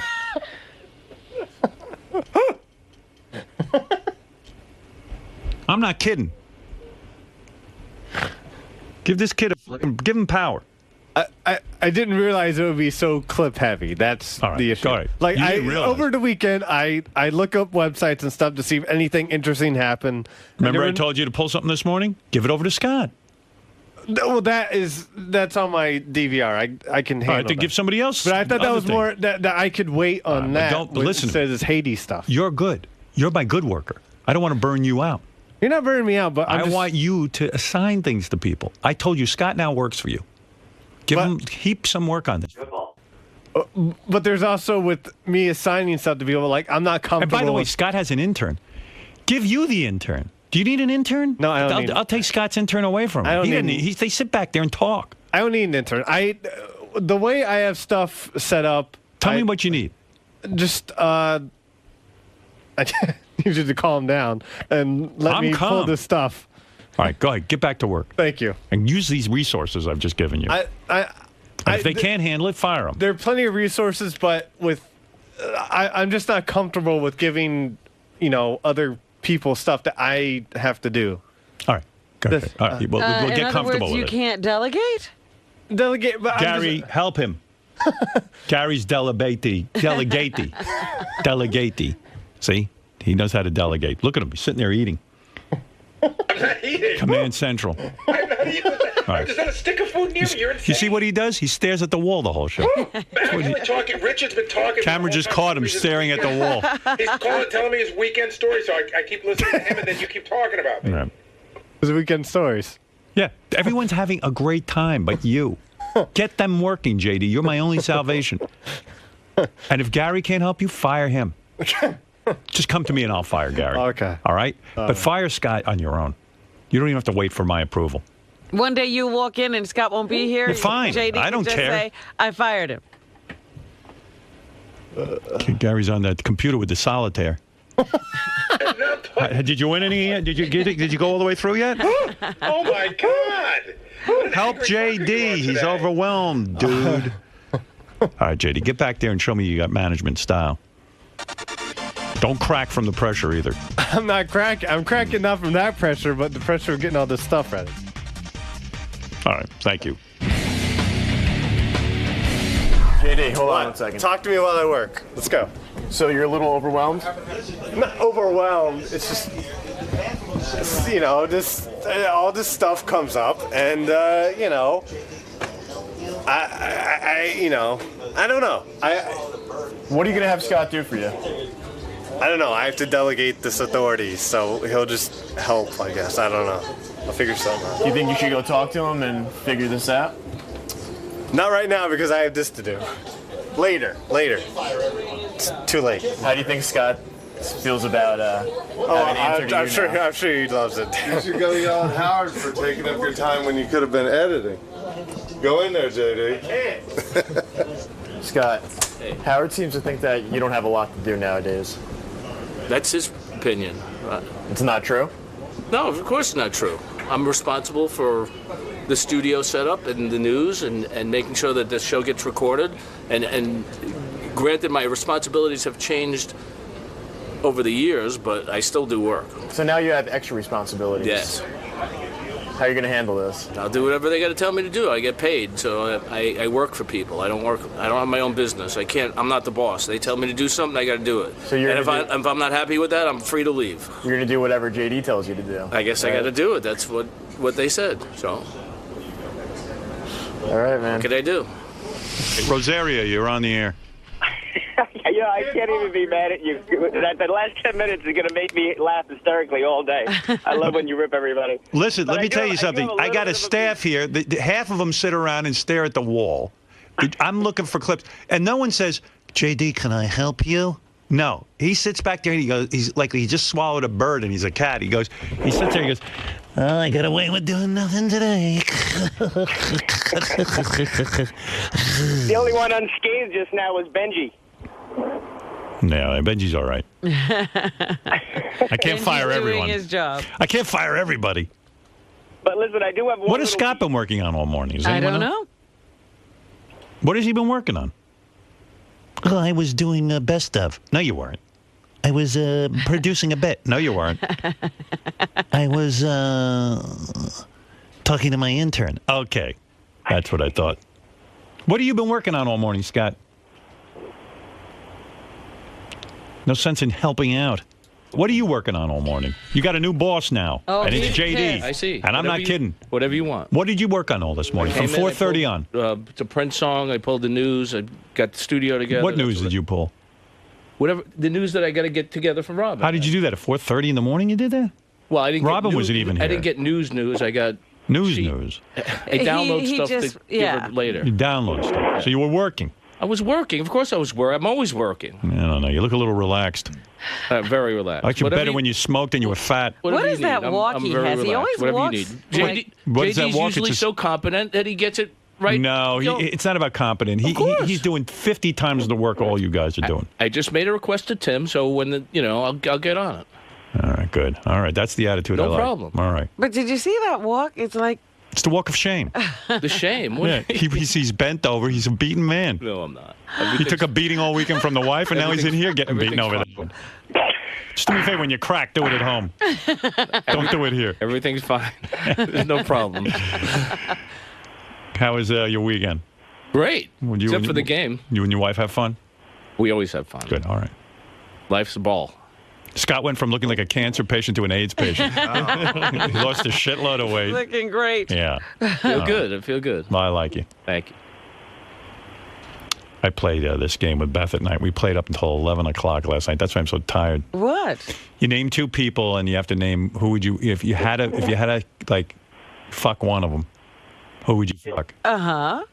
And then, like, I give different people. I say, like, Scott the engineer or Ronnie or And who does she pick? Oh, she would never allow me to say who it is. But it's fantastic. And who does she give you? And she gives me, you were in there. Friends? Oh, yeah, everything. It's great. I'm sure I know where I stand on that. No, it's great. Like, Benji was in there. Fred is in there. Fred's wife was in there. You were in there. Scott and Scott's wife were in there. Oh, my. Everyone. We name everyone. And you match them up against people. Really? It's great. It's a great game. You should play it here on the air. I'll give you an example, Robin. See how you do. You have to fuck one of these two guys. It's not a question. You have to. You have to choose one and do it. Right. Scott the engineer or Ronnie? See, it's not so easy. Are you kidding me? I guess I'm choosing Ronnie. Wow. Bullshit problem. Man. You like this game, right? I hate this game. Yeah. You know who fucked me this morning? Scott. Come on. All right, you ready? Scott the engineer or JD? We know that. We do? Yeah. How do you know anything? Look at sexy over there. Me. How do you know? That wouldn't be me. Oh, you don't think you're winning that? If she took Ronnie over me, she'd definitely take JD. I mean, he's you don't know why I choose what I choose. 25 years younger than me. No, sometimes she likes maturity. Yeah, okay. All right. You're immature in other ways. Scott or JD? Scott or JD? Well, JD's all mental now. Not that bad. I don't know. I think I'd take Scott. Wow. Number one. Finally, I won something. Scott or a zucchini? I'm taking the zucchini. Right. Bullshit! That's a little bigger. All right, I'll give you another one.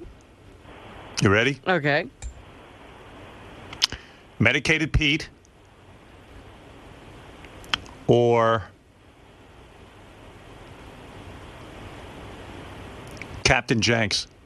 No. Bad one. Medicated Pete or... You gotta come up with the right name. Who do you pit against Medicated Pete? Or Sal. No. Medicated Pete or one of Gary's underage children. Oh, no. That's right. You That's can't right. do that. You gotta go for it. You can't You do have to. that. Because then I gotta take Medicated Pete. Okay. Okay, all right. You ready? Okay, Medicated Pete or high-pitched Mike back in the newsroom. Not so easy, is it? I think I'm taking Medicated Pete. Wow. Lucky guy. You see, you should be in bed with us. You would have a blast. You know what? Next time you come to my house, we're going to open a bottle of wine and play the game. This is what we're going to play. Yeah, in private. And it's way better in private because you can give your reasons why. Yes. All right, Lucas or Jackson Delabasse? I'm not choosing between. They're too young. Come on, man. I'm That's busting horrible. balls. I'm just kidding around. I'm trying to be funny. That's How old is Jackson? 15. Oh, it's not even close. all right. Fred or say Fred's a tough one. Let me win one. Put me against Medicated Pete. Well, I know. If it's Fred or Gary, you're probably picking. Who are you picking? Between Fred or Gary, I'm picking Fred. Right. All right. Well, I won't. You see, it takes time for me to develop my names. Scott, did you win anything? You won, didn't you? Yeah, I won one. You won. Against You beat JD. JD. Okay, Yeah. there you go. So walk away happy. All right. I'm happy. All right. All right. You ready? Fred or Tim Sabian? Fred. Really? Yeah. Good. Way to go, Fred. See, two for two. All right. You ready? Okay. Scott the engineer. Yes. Most of the game involves Scott the engineer. It's the Scott the Engineer game. Scott the engineer or Jason? Ooh. Wait a minute. Ooh. Scott the Engineer or Jason? Or Jason. I would take Jason. All right. Wow. Scott's really a mess. Okay, Richard Richard. or Sal? Ooh. It's like death by gunshot wound. This is what I did till 11 o'clock at night. So pardon me if I'm a little burnt out. Yikes. Wow, I'd kill myself. There's no killing yourself. All right, Fred, here's one for you while Robin's thinking. I'm listening. You have to give a hand job to one of these two guys. Richard or Sal, who do you go with? It would never happen. Well, of course not. Can't even do it. Of course. Can't even do it. They're going to have to do themselves. They can do each Wrong other. answer. The answer is it doesn't matter. I'm not giving a hand job to I'm them. not doing it. It's all good. It doesn't matter which one I choose. All right. Robin, Richard time. or Sal? Come on. You have an answer. I'm going back and forth in my like a ping pong ball. No. Richard or Sal? You gotta pick one of them. I guess I'm taking Richard. Wow, there's a shocker. All right, go ahead. We want to show Fred our penises to help him decide. And you want to get your penis punched? Come on over. Right, which one? Fred, this will help you decide. Take a look. Now, you got to give one of them a hand job. There's Sal. Here it comes, my buddy. God. Hold on. Let me see if I can find something. Come on, take him out. Take him out. I want to see him. What kind of underpants are those, Richard? Oh, my God. South Park. All right. Come on, Fred. You don't want this? Come on. No, I do I'm not. uncircumcised well, obviously like you. your wife doesn't either, so. Oh, Jesus. Wow. Hey, Howard. Yes. Oh, I'm sorry. Well, actually, if I had to give one, I figured I would give it to Sal because I could beat the shit out of him probably much easier than I could Richard. What is it, Richard? Does this take in effect Robin's decision, too? Like the... Well, she already said she's going with you. Oh, thanks. Are you sure? I didn't hear that. Yeah, because Sal's penis is weird. Get out of All right, boys, here. thank you. Go Thank away. you. Get away from the window, you Thanks, nutcase. Nutcase. What? I didn't hear why she picked me. It doesn't I didn't matter. say. She said you were slightly less worse than Sal. All right, thank you. Ronnie, when Howard asked Robin who'd she rather have sex with, you or Scott, who'd she pick? Me, of course. What are you freaking kidding me? Look at this. Come on, man. Come on. And look at that. Look at that. Look at him picking his head. Like Howard said, he sits there, picks his head. Come on. Look at him. Now, which would you rather have? Come on. Jason, so Robin would rather have sex with you than Scott. Oh yeah, look at that smile on my face. I am happy for two reasons. One, Robin is very beautiful, and I would be honored and humbled to be able to get into her pants. But two, I almost never win these things ever, so very exciting to be on the I want to fuck end of the stick as opposed to the other end. Quite frankly, made my whole morning. Scott, so Robin picked you over JD. Well, you can see why, can't you? You gonna fire me for that? JD. Fire you for being unfunny. JD, you upset? No. Doesn't matter. How do you feel, man? Well, it feels pretty good, but I think both Sal and I are right under Hitler and and the creature from the Black Lagoon, so I shouldn't feel too confident. I think she'd bang them before us, but if she had to choose between us, I feel pretty good. You know, disappointed? No, not at all, because even if she picked me, I wouldn't honor her request and stick my cock in her. How about that? Why not? I'd rather stick my cock in a fucking mud hole full of fire ants chewing away at my asshole before I bang Robin Quivers. So there, Robin. Ugh.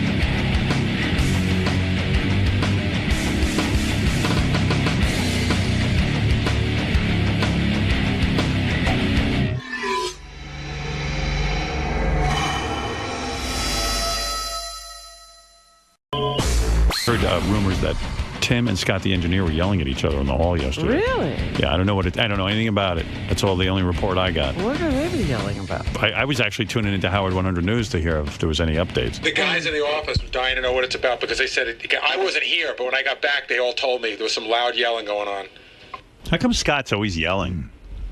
How does he always end up in yelling matches? You know, it's funny because they're about to do a special on Howard TV on Scott, and we were all being interviewed about Scott's outbreaks. I didn't know he'd had one in a long time. Scott's the weirdest guy in the world. Like if I ever read in the paper that Scott went and like killed a household full of people, right? That his whole family was wiped out. Yeah, I wouldn't even be surprised. Yeah, that would never happen. Because Scott was like. Scott's one of those guys who has like no personality and also has a monotone affect. It's like he doesn't even smile. Like he doesn't even move his lips when he talks. He's like a mustache guy. Sure, I'll get right on it. But I had other work to do. You know, he reminds me of like Beetle Bailey or something. He's like a sad sack. Yeah. Look, it's just that Gary asked me to do something, and I had work to do, so I did my work. So I don't know. And then all of a sudden, from nowhere, he'll explode. And you don't know where all this rage is coming from because you just asked a simple question. He's filled with rage, but he's always good at containing it, and then suddenly it just gets the better of him. He's like the Incredible Hulk. Yeah. You blew the whistle once! Listen, if it wasn't a push-up, you would have blown it more! That's all I gotta say! Wait, he said... Hey, I'm leaving! I know it! You better pay off!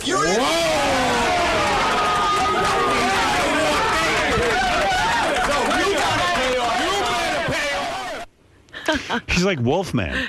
Good performance. And like there was no performance. Yeah. I feel bad for Scott. I think Scott worked hard. I feel bad for you! You're wilting on the back! No, I'm not. Come on, man! Let's do it! Let's do what? Let's do what? Let's do what? What do you want to do? Relax. Hold on, now wait a minute. Let's do 1 what? second. Howard. Are you out of your mind? Howard, hold on. No, you're out of your mind. Why? I don't think you did it. Calm down. You have a heart attack. You didn't do it. The judge does. You don't decide. The judge says no. The judge said 19 right now. 19. Can you believe yourself? No. Remember when he blew up at Ganji? Oh, yeah. I told you not to use the goddamn tape. Scott, did I say don't use the tape?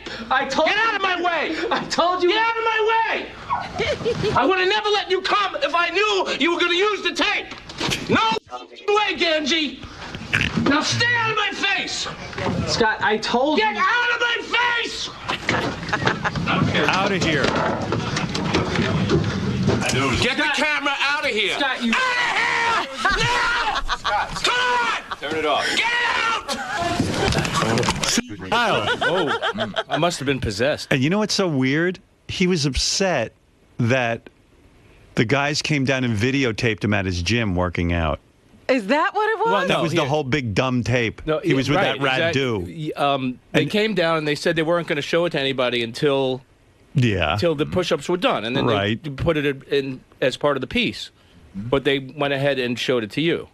And boy! And what difference did it make? Who cares? I Be didn't happy want, someone's I didn't want interested. anybody to see my secret training. Yeah, Oh, that was what it was. He thought he had secret training. Oh, God. Hey, what's going on with your arms? You getting old man arms? Let me see. Pick up your shirt. I'm starting to see like saggy skin. Yeah. A little. I got turkey neck. Yeah, me too. You know, from losing the Waddle. Yeah, waddle waddle. weight. I know. You're falling apart, but you look I'm better. I'm not falling apart. I feel great. I just got to tone up a little now. Well, good luck. Well, standing up straight would help, too. Yeah. This is as straight as I can stand. Okay. Standing straight, I'll actually be a human. That's right. So what happened? You got into a screaming match with Tim? I get an email from Tim earlier in the day. Yeah. And it said, who approved the plug that's running for me? No, for your son. I said, yeah. And it was actually you who wrote it on the air who said, I just want this. When you got upset about the plugs. Right. And I wrote him back and I said, you, meaning Tim. Right. Because I thought Tim was in the process and he heard it on the air. Right. And then he writes me back, no, I didn't. Yeah, Tim came to me yesterday and said, have you heard the Scott's plug? I go, what is his plug? I forgot he even had a plug. Evidently, I've approved it. Right. So well, you wrote it. Oh, did I? Yeah. So I said, what's the plug? He goes, for his son's band. I go, get the fuck out of here. Now we're into the son's band. I said, I can understand if one of the guys does a gig and they want to promote it, and I do that under protest. And if Scott has a gig, you do that. Yeah. And if Scott has a gig, okay, you help the guy out. He's one of our guys. You let me I know. graciously do that for a long time. He's explaining something. I know. Okay. I don't even know what possessed me. I feel bad for you or something. Well, he had a long, drawn-out plug. You were trying to make the plugs more concise. Right. And instead of saying, what the hell is that, you made it shorter. So I have no memory of any of this. So Tim comes to me and he goes, do you hear the plugs at the end of the show? Do you know Scott's son's band has a plug? I go, what the fuck is with that? And that's exactly how it's introed. Scott's son's band. Yeah, and it's like, what? What is Fred's aunt having a bake sale next week? I mean, what is it? No, that was last week. It sounds like Swap and Shop Radio at the end of this. For Benji, get in touch with Benji.com, and if you got, it's like Sal and Richard are going to be, and Scott's son's band is available, and it's like, and you know what it is? I look at Scott. I feel his envy and jealousy of everyone. And he feels everyone's getting something. Right. And so you want to help him out on some level, but Jiminy produces. Christ, Scott's son's band? Your son's do you think the Beatles had a, you go out and you do it, and if it's going to happen, how old is your son now? 24. Yeah, it's enough. That's it. It's over. 24? Yeah, it'll be 24 Sunday. And he's still with the dream of the band? Well, 24, you don't have to give up dreaming as long as he's still in school. Lady Gaga, how old is she? She's like 30. Oh, is she? No, is she? She's like. I don't think. I think she's younger than that. Yeah. I thought she was like late 20s. But didn't Lady Gaga? I mean, I don't know. I mean, musicians perform. Yeah. Some of them perform for years before they make it. I mean, it's not. I think Scott wants this more than his son does. Him and that wife who were showing up at the gigs, they were dancing. They were. I said in we're the very piece, proud of them. There's nothing less hip. Yeah. Than having your mom and dad bopping to your music. Lady Gaga turns 24 in May. Right, see? All right, so she just made it last year. So we still have time. That's what I mean. He has time. How many months have we been doing the plug? We've been doing it a long time. And what is the plug? For the website? Yeah. So has anything come of it now? The band's website. Has anything happened since you've been plugging this for 3 months? No. I mean, have the fans done anything? That's what I'm saying. Maybe at some point you say you let everyone off the hook. Okay, fine. If that's what you want, that's fine. Well, I feel bad. Yeah.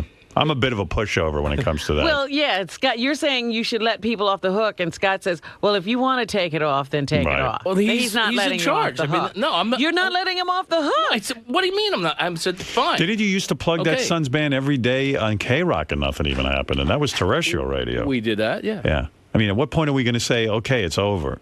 How many months are you going to keep me on the line for this? I'm not going to keep you on the line. Because he was like, so why'd you fight with Tim? Why are you yelling? It upset me. I didn't understand where it was coming from because... It's coming from the fact that no one can believe your son's band is still being plugged. It was there, and all of a sudden, Tim was questioning because it's been there. That's why I got upset. Yeah. Tim was like... you yelled? Why are you yelling at the guy for questioning you? Because you had... It was exactly the way you dictated it should be. Okay. All right. So he didn't know. So he's asking you, how did this come about? Well, I told him, and then he was just... I perceived an attitude. He had an attitude with me. Yeah, he's your boss. What are you fucking yelling at the guy for? Who are you? You're lucky you even get this little plug. This is not part of your compensation. I know I'm lucky to get it. Yeah. What do you got to fucking be such a tool for? Yelling at people. Meanwhile, I don't even say anything. Scott's hands that album of his son's to every record executive that comes through here. And he did it at K-Rock, too. He's still doing it. And nothing ever... Did anything come of that? I'm not still doing it. He gave it to every band he could think of. Yeah, you did at the beginning at K-Rock. Oh, at the beginning, yeah. But at my wedding, he cornered Pat Monahan to discuss his son's music. I didn't corner him. Pat's got his own situation. He's going to sit there and worry about your fucking son? I didn't corner Pat. I love your son. Your son's a good kid, and he actually has talent. He does. Well, look, I don't know what's going on here. Is it my job to promote him? No. Oh. See, but now I feel bad. I mean, I got kids. I know he loves his son. I was looking at a documentary of the Jonas Brothers. Yeah. How old are they? 14 and they're already I think their career's over at 24. Right. Yeah, they've already had a whole career. They've already failed. They rose and then they fell. And Scott evidently followed Tim down the hall yesterday yelling. Yelling? Yeah, like yelling. It's my son. My son! Fuck you! I didn't say What did you say? Tell me what you said. I just was like, I don't understand why you're doing this. I just, He's doing it because he's questioning the content.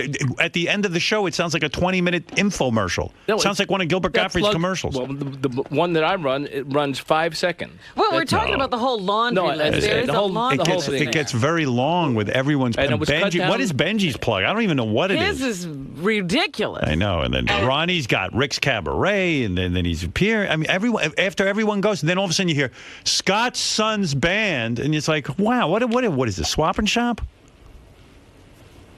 And it shouldn't matter why Tim's asking. He's the boss. If he can't inquire as to how this all came about. And I told him, and then it wasn't good enough. That's what I mean. Well, he wanted to understand it. I explained to him that the day that you got upset about the plugs, this is what you dictated. And you said this is what it should be. And I explained to that very calmly earlier in the day, and it was still not good enough. And I didn't know how to. Tim, I'm having trouble explaining this. It was told to me that I could do this. That's how it came exploded, about. But you have an anger issue. You're an angry man. I'm not angry. I just hold things back. What are you angry about? Really? I mean, you can't be. What are you holding back? Yeah. No, things build I mean, up. for real. Little things. I'm not Look holding, at me. I'm not holding. What are you really angry about? I'm not angry. That your mother put a curse on you? that maybe. Well, why are you laughing? That's not funny. My mother didn't put the curse on me. She said you had a curse. She told us we had a curse, yeah. Well, what needs to be changed in order for you not to be angry, in your opinion? Nothing. I'm talking fine. about in life. Nothing. I'm good. You just said you're holding things back. Life is good right. No, when little things build up inside me, I don't, just little stupid everyday annoyances. Why do you think? Fuck everyone. Why do you think your reactions are over the top? They're mostly not. That one was okay. So I've gotten a lot better over the years, and You're known as an angry man. Yes, you know that. Yes, I know that. What do you think of that? I've tried in the last few years to not be an angry man. How'd you try that? How do you change something that intrinsic? I try to just tell myself not to get upset at certain situations. That ain't gonna work. It clearly hasn't worked. What are these little things that irritate you? No, just everyday life. It's not everyday life. No, it's not even that, Robin. He has real anger. But I'm just saying, like it doesn't take much. Right. Anything lights his fuse. Yeah. So I'm wondering what the little things are that you can heap on that little fire to make him blow. Oh. He's been wronged. Yeah, because there's this everyman kind of, you're crapping on me again. If your mother tells you there's a curse on you, I don't even know what else she told him. No, she. Then he lost his hair. That would piss anybody off. That could be a big part of it. Right.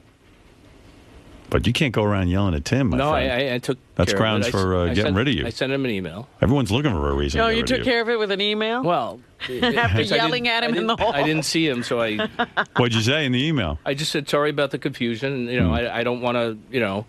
I thought you had approved it, and just tell me what I have to do to get it approved. That's So I. Well, maybe you should always email. You're better in email. Yeah, whenever somebody asks you a question, just go email. Yeah, much better with emails. I mean, you understand there's a difference between a plug for you and your DJ thing or something, but then now every day, fuck everyone. Even if your son occasionally had a gig, you plug every day. Okay, I'll take it out. Wow, now I feel bad. No, now don't take it out. No, because it's fine. No. Like you just said, if he I feel bad. No. I won't be able to live myself. Stop. Seriously, just leave it in there. I'm okay with it. Leave it. You know what? I don't listen to the end of the show. I tune out. When Fritz starts doing that plug, I tune over to Howard 101. I'm okay with it. Like you just said, if they have a gig or something, and if it's all right with you to plug their appearance somewhere, then I'll put it in. Leave it up. Maybe it'll happen. At some point when it's not happening, maybe when he's 40. He's about to go and record some new material. All right. Hopefully this will do it. This is it. This will do it. This is it. This is his Abbey Road. I think he's very talented, and he is. I told him not to give up. He loves doing it. Yeah, I just don't know how I got involved in the loop, Well, you get involved in our lives, and everybody that works here. You're his godfather.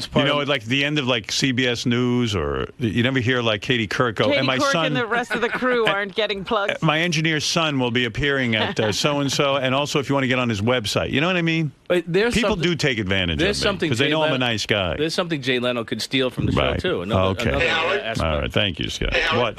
I thought, the guys were saying, Scott was on a wrap-up show a couple months ago, and he was sort of talking about how I think his son at one point, was sort of done. Like he tried it, and I think he didn't want to do it as much anymore. I think Scott wants him to do it more than he wants. Yeah, of course, because Scott don't quit. His son wanted to give it up, and Scott He goes, did, and I didn't say. And you were like, son, don't let your dreams. Look at me. No. I let my dreams go. After he toured Europe, and he saw some of the seedy parts of, touring on little buses and staying at little dives. Right. He decided that maybe this wasn't for him. Good. So he stopped for a while. I didn't say a word. Right. I didn't push him. I didn't say a word. He got back and started another band, Okay. which he's in now. Then he stopped again for a year, for the last year. And I didn't say a word. I just said, whatever you want to do, that's fine with us. Right. He went to school. He finished school. He's looking for a job doing IT. And in the last 2 months, he said, the band's back together. We're going to record some new material. All right. And I swear, I didn't push him into it at all. Scott's like Andre Agassi's father, you know? Right. He didn't see your eyes light up when when you said that. Son, I gave up all my dreams. I'd hate to see you give up yours. Live your dream. I mean, you realize you only have 10 more years of hair. He's doing good, though. I don't think he's going to lose his. Yeah, you think he's got the hair for Yes, good? Yeah. he's got the hair. All right. So, I know. He cut it all off. I don't know why. He's got the hair. Wants to look like his dad. But Loves you. Nobody thinks he's your son. I know. But I gave up my dream of becoming a professional bowler. And now it's time for you to live your dream, son. But if he wants to do it and he's going to do it, I'm going to try and help him as much as I can. That's the deal. Well, I guess I'm involved in that, too. Well, I told you, kids, fine. Right. I'll forget I it. appreciate everything. I hate taking that away from you, but really, you should have, at some point, it's got to go away. Well, you're right. The repetition, people don't even pay attention to it anymore. So, Right. I could take it out and then throw it in, occasionally. I told you could do it. You can do That's fine. it. Okay. Oh, your mother's on the phone, Scott. Oh, really? Hi. From the grave? Hi, Mr. Salem. Hi. Scott, you're a loser. Thank you. You should have been a goddamn abortion. You want to plug? Plug your finger in a goddamn socket and die. Wow. Thanks, Al. That's your mom? And my grandson's music stinks. Thank you. Enough. Hey, there are ghosts. She talks from the grave. He should just claim Lady Gaga as his daughter. There you have a successful child. All right. Yeah. In the music industry. No, please leave your son's spot on. I appreciate that I'm okay with it. very much. Okay. All right, very good. I have a feeling stardom is just around the Good corner. things are going to happen. That's I right. didn't say that. I mean, I would I like do. to. I said I have a feeling. He Okay. happens to be talented. All right, please, thank you. And don't yell at Tim, all right? won't. It doesn't serve your I purpose. won't yell at anybody. All right. Thanks. I mean, that whole thing's a favor anyway. No, I know. I realize Yeah, that. so going around yelling at Tim is not cool. I know. All right. All right, we will take a spot break. Another beaten moment for No, Scott. I'm not beaten.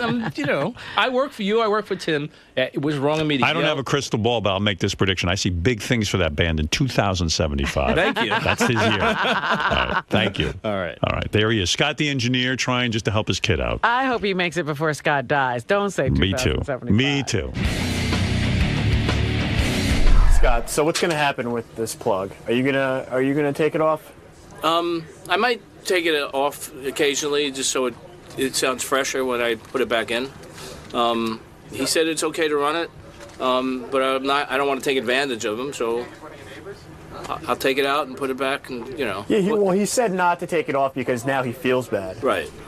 But he's right. At a certain point, it gets stale, and people don't really pay attention to it. So if it goes away and then comes back, in a week as some other kind of thing, then that's fine. So do you really think your son should be getting a plug on the show? Well, it's my plug, kind of, and I'm trying to. They graciously give me a plug, and it's been going on for a long time, and I don't think I was taking advantage of it. It was been approved, so if he said no, take it off, I don't want it, then I would do that.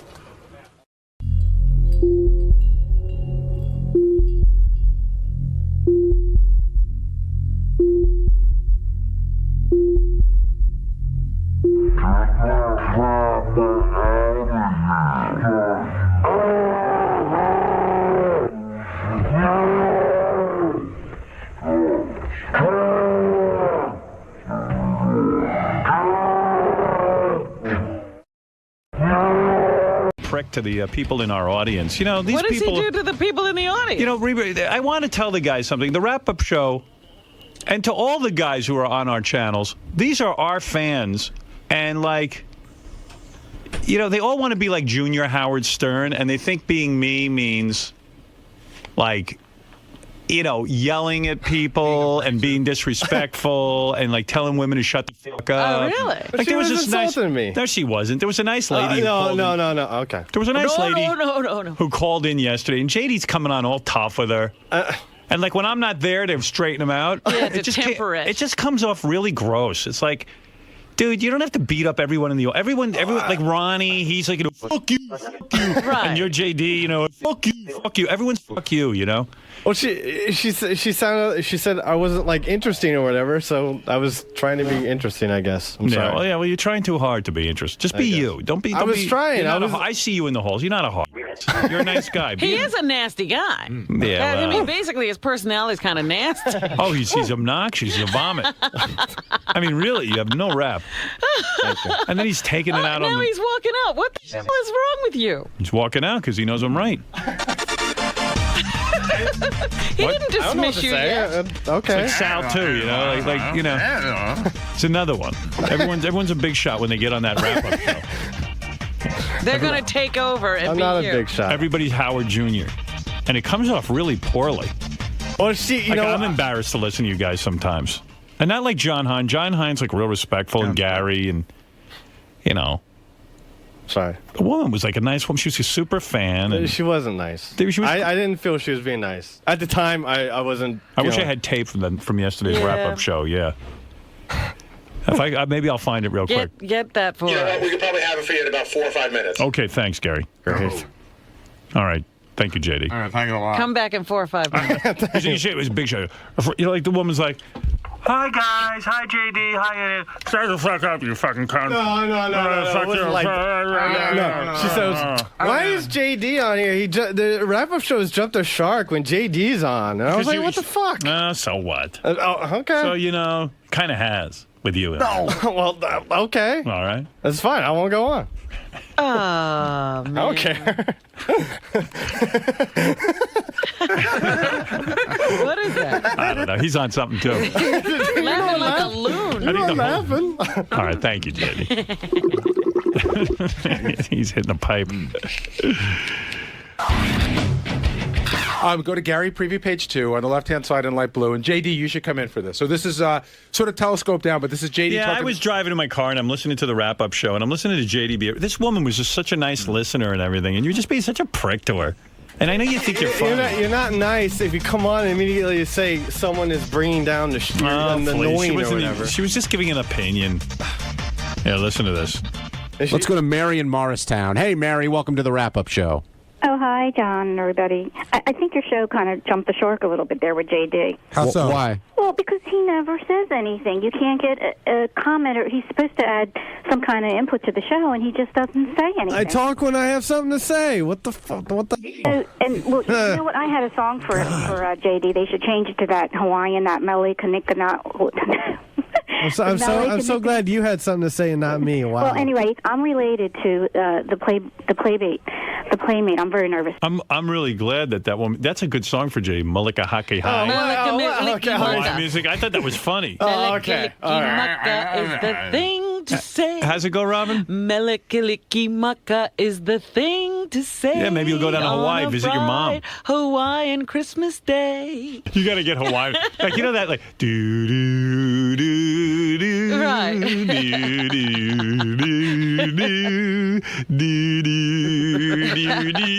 do do do. That'd be good.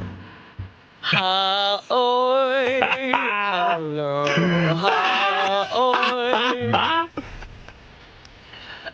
I'm sorry you weren't there to enjoy this woman's call. You had to enjoy it in your car. This is your new music. I don't care.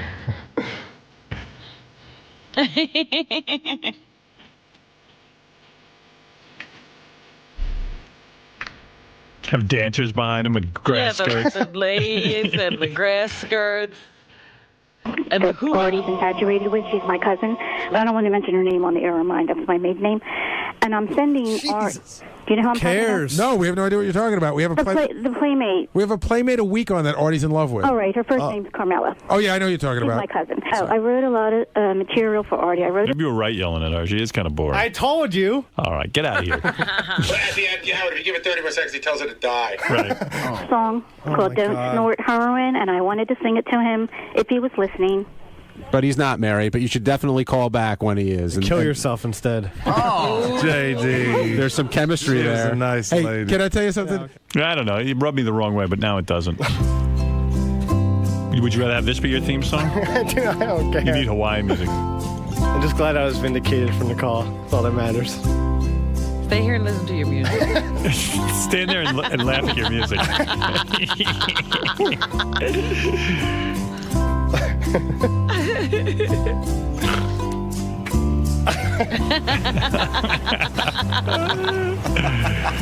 We're such scumbags. JD's mom runs off to Hawaii and doesn't see him. All right. And then we start playing Hawaiian music behind. So great. And a lady in the audience recommended it. Does this make you want to visit your mom? No. No? But I believe I'll be seeing her in August. Oh, so our conversation did some good. Yes, it did. No, there was a family reunion planned. Yeah, sure. That wasn't going to happen. Come. Why don't you give me some credit? Is she coming here or are you going there? She's coming. I don't know if she'll come to New York, but she wants me to come to where this family reunion is. Where is it? Tennessee. She won't come to New York. She won't come to visit. Well, she said if I can't get off work or something or whatever. Because you can't get off work. I want you. I want her here. I know, I'm just saying, like, I want her here. The schedule's conflict. She said Is she bringing the Hawaiian husband? Yes, probably. Yes. JD, I heard the conversation on the air, God, and I just want you to know it so upset me. I'm going to see you in Tennessee in 8 months. Talk about not feeling good about yourself. Son, I heard you miss me so much. Jesus I'm not going to come to New York in 8 months. If you're alive in August, you'll see me. Who's your daddy? Howard TV will be covering JD's family reunion. No, they won't. No, they won't. Absolutely. No, they won't. Oh, yes. Oh, No. your family would want video of their family reunion. But you want a video catalog of all the moments? No, because you know what? I probably won't know like 98% of people Good. there. Well, we want to see it. I guess your mom called you after we had the discussion on the air. You haven't seen her in 8 years. And I guess it spurred this family reunion. No, it didn't. If you would like to believe that, sure. But the family reunion was planned before the whole discussion. Might have been on the fence is right. She heard. Can no one write this in any like show rundowns or anything? No, we won't write it please? in the rundown. We won't keep track of anything we talk about. I hope not. At least my mom. I'm just saying. She heard that you missed her so much that she said, "I'm going to see you in 8 months in Tennessee." I know. She said, "I am welcome to come to Hawaii anytime." Well, what about her coming here if she misses you? What about she misses you? Neither of us had the money to go here or there. You know I'll what I give mean? her the money to come to New York. Somehow she found the money to get there. Trust me, she doesn't want anything. She doesn't want to owe you anything. How did she get the money to go to Hawaii? Somehow she made I don't a couple know. of That was a trips. long time ago. You don't know. Well, why don't you ask her? All of a sudden she got to Hawaii and she was destitute. I don't want to get into it. Couldn't get back. It's funny. I went down to Hawaii. I don't have any money to get back. Great plan. She could swim back. Build a raft. JD, do you feel unloved? Seriously, like your own mom doesn't want to. I mean, not that she doesn't want to see you, but she can't. No, Sometimes she can't figure it out. I don't feel unloved. She figured out how to meet the guy on the internet, so. Oh, she got over there. Yeah. I'm sorry, JD. I really am, man. Sorry for what? I feel bad for you. Don't feel bad. Well, you should feel bad about me now. Now I got to deal with this. Do you ever think when you hear Hawaiian music, does it trigger like my mom's in Hawaii and I haven't seen her in 8 months? No, it just triggers Hawaiian music. That's it. It's bad music. But did you ever lay down at night and go, I'm her little boy. Doesn't she want to come see me? No, I don't think about it. Wow. You get sick sometimes and you don't miss your mom. And you don't think like, wow, isn't she curious what I look like now and what I'm up to, and doesn't she want to hold me in her arms? I mean, I'm serious. Don't you? No, I don't. You block that all out. I You never have, is it embarrassing to have feelings of wanting a mother? I don't know. I just, no. I mean, why is that embarrassing, man? Everybody wants it's not embarrassing. I just don't think about it. Do you ever think like, wow, I must be gross? My own mom doesn't want to hold me. I think I must be gross all the time, but not because of my mom. I understand why now. You're not gross, but I can see why. Not because of my mom, but. Oh. Someone told me Scott's intern gives you rides home, but now you're fighting with her? Sometimes. I didn't know I was fighting with her. I don't know. I guess. What happened? I don't know. I guess I wasn't being entertaining enough in the car. But I don't know. What? I don't know. What happened? I don't know. I don't know. What? JD's having the gayest fight there is, not a regular verbal fight. They're having a fight over MySpace. You know, they yell at each other on MySpace. No, it's not. She wrote, "I don't like you," but it doesn't. That is so geeky. So gay. Okay. You're fighting with her over MySpace? No, it's not even like a fight. It's just stupid. It's not even a fight. When do you have time for MySpace? Well, I don't know. Are you trolling on MySpace? Trolling. Looking for chick? You're fighting with Scott's intern? Because what happened? It's not like It's not like a fight. It's like a play fight or whatever. It's stupid. A play fight? Dude, I don't know. She drives you home, and then why did she stop driving you home? No, well, no, it's not like that. I just haven't gotten a ride, and she's only given me a ride like a couple times. It's not like every day. Why did she write "I hate you"? I don't know. It's just stupid. I don't know. Do you understand this? I don't understand it either. Well, are you still getting rides from her? No, I haven't gotten any. I haven't asked for a ride or anything. I never asked for a ride. But she hasn't offered them. No. Well, how do you know it's not real, this fight? Because we did it today. All right. I'll ask her about it. You can talk about it on the intern show. Okay. Here she is. What happened? Are you in a fight with JD? JD's totally Wait, rude. what? What is that? JD's what? He's completely rude. Like, all right, I gave him a ride a couple of times, and he doesn't even... I'm trying to make conversation. Nothing. I can't get anything out of him. All he's doing is sitting there saying, oh, I would say something, but I'm just not going to go there. And, you know, it's probably something perverted, and... and, you know, I'm trying to... You know how perverted he is? Kimberly Kane was interviewed, and she says she has phone sex with a guy in New York. Of course, she's talking about JD. She goes, I'm in porno, and this guy's so weird. He tells me to do shit over the phone I've never even heard of. Wow. What the hell are you up to? He told me that sexually he's wild. Oh, that's great conversation in the car. Yeah. I tried everything to make conversation about something else. It's not even like serious, you know, 'cause she's like an intern, but... Do you get the feeling that he's hitting on you? Yeah, and it's creepy, and it's not a play fight, because he probably would like that. That would probably turn him on. All right. So, but I was genuinely mad. I was like, you know what? F you and your jaded attitude. Because he actually got out of the car practically before I could even stop the car.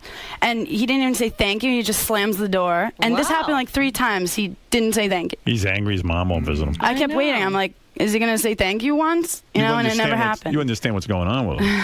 His mom's in Hawaii and won't visit him. Ran off. That's his tough guy image. That's the bad. Why you gotta be such a hard ass with her? She's a nice girl. I thought treat her with some respect. I was doing him a favor. I mean, I don't he like acts like he's doing you a favor by riding in your car. Exactly how it does was. he bring up he's wild in bed? I don't even know. I don't remember. How does sex come up, JD? I do. Oh, because I yelled at him because that's all he could pretty much say is, you know, he was trying to kind of come out to me, but without actually doing it, just saying, I could say something, but I'm not going to say it. Oh. And I'm like, is that all you can think about? You know, and I mean... Are you in love with her? No. Definitely not now. Are you all sexed up in the car that you can't even talk? No. You know what it is? He got a little stank on his hang low. Yeah, now he thinks everybody should be going down on him when they see him. Right. And what's the delay? And I told him, I was like, fuck you, like, be friendly. Like, We're you just treat about me, at the tunnel. You treat You me should like be an down there. asshole. Like, you just get in my car and then... He's awkward. He's awkward socially. But Close she's the door trying and... to initiate conversation. I never said goodbye or anything. You met... No. Okay. You met the bad guys. You didn't meet JD. Oh, no, I think the bad guys can talk. Yeah. And then I sent him the MySpace message. I said, I don't like you. And then I explained why. And he's like, oh, I didn't even realize that. I'm sorry. And I just didn't even answer. So you didn't say, let me take you out to lunch, to thank you, or anything, JD? No. Oh. I don't put my seatbelt on. I'm the bad. So yeah, I've been kind of ignoring him in the halls now. All right. Listen, better you two don't talk. Right. We don't. Well, that's good. You thought it was a play fight, huh, JD? Where's JD's Hawaiian music? Well, they were having a fight. Oh, I see. During the fight, you don't hear. It's true. That's not mellow. Right.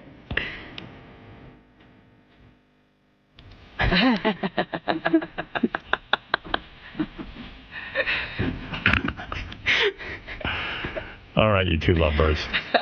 Thank you. JD, you all right? Oh, I'm fine. I'm good. What? Get over here. What's the matter? I'm all right. Has it been a tough day? It's fine. I'll be all right. You know I love you. I love you. I love you more. Just let me explain something to you. Chicks aren't like that porno chick. I know. Chicks Hey, aren't that's what's wrong. No chicks are into you. This is just a fluke. His two girls have been Kissy Fur and Kimberly Kane. I know. He doesn't know how to talk to a woman. Hey, I'm here for you. I see you every day. I'm not waiting until August to be your friend, okay? Don't take it out. You have to go to Tennessee to see him. Okay. That's his douchebag number 2. What is it, Richard? I just got a quick question for JD. Like, no offense, JD, but his breath used to be unbearable. Right? But no, I'm going to say something nice. Like, your breath has been really good for like the last month or two. Did you have an operation or something, or what? Like, how did you change it? No, I just brush my teeth in the morning. And, works like magic. And I chew gum. And I don't fucking know. But did you not used to? I guess. I chew gum a lot more now. Since you've been with Kimberly Kane, you're more worried about your breath? No, no, what the What is it, Doug? What the hell? Dude. What? Nothing to do with you. Richard has some balls to say that his breath smells. Richard smells so bad today that I swear. You remember when I was in the studio with you before and I started laughing? Yeah. My eyes were tearing. It's disgusting.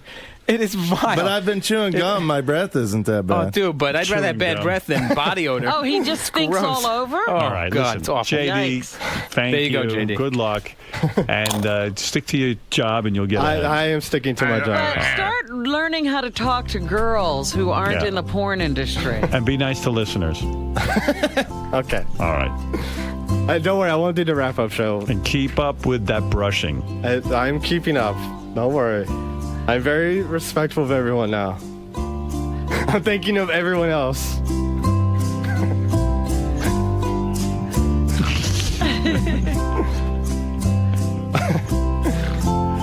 All right, get out of here now. Rachel. Yeah. Was he really that rude to you in the car? Yeah, he just got out of the car, slammed the door, and he actually, I didn't even get a chance to pull up to the house, wherever he lives. I don't know if he's trying to hide it or something. I don't know if he thinks I'm going to stalk him or whatever, but, I'm being polite. I'm like, oh, where is it, and he's like, oh, just stop here. At a red light, he just runs out, slams the door, and doesn't even say thank you. And it happened 3 times. Do you think this is indicative of the way he is around women all the time? Is this why he's having trouble getting ladies? Probably, and I tried to get him to open up. I was like, come on, talk to me. I was like, what's going on? I tried to ask him different questions, and he just refuses to answer, and all he could say is, oh, this fucking traffic. And I'm just like, can you, answer a question or get into a conversation? He has absolutely no ability to do it. Do you think that's because he's just not good at, socially, or do you think he's become too big of a star? To me, it looks kind of like the whole star thing, because I even said to him, I was like, what is this jaded attitude you have, And he's like, oh, I didn't realize. And it totally looks like he's because I tried to talk to him about the show, and I was like, oh, and I brought up maybe a couple of ideas or something, and just trying to be friendly, make conversation. Opportunities to talk. Yeah, absolutely, plenty, and nothing out of him, just complete a noise. He even said to me, he's like, I should have just taken the train, because this is taking longer. Wow. Yeah, how rude is that? No more rides for him. Absolutely not. Hey, so were you rude to this intern, do you think? I don't know. I'm not even... Dude, you might as well not even interview me about it, because I'm not talking about it. Why? I'm not even talking. Give me a quick reaction. Nothing major. Just, do you think, she sold you out on the air. She said, you're rude. Yeah. Were you rude to her? I don't know if I was rude. If I was, I didn't mean it, and whatever. What are your feelings towards her now? I have none, and I can probably not speak to her again. The rest of her semester? Yeah. So she's dead to you? I don't know about dead to me, but I doubt I'll get anywhere right somewhere and anything. All right, man. Taking the train. Yeah? Do we need to publicize that? Well, I take the train. I know. Everybody takes the train. It's New York.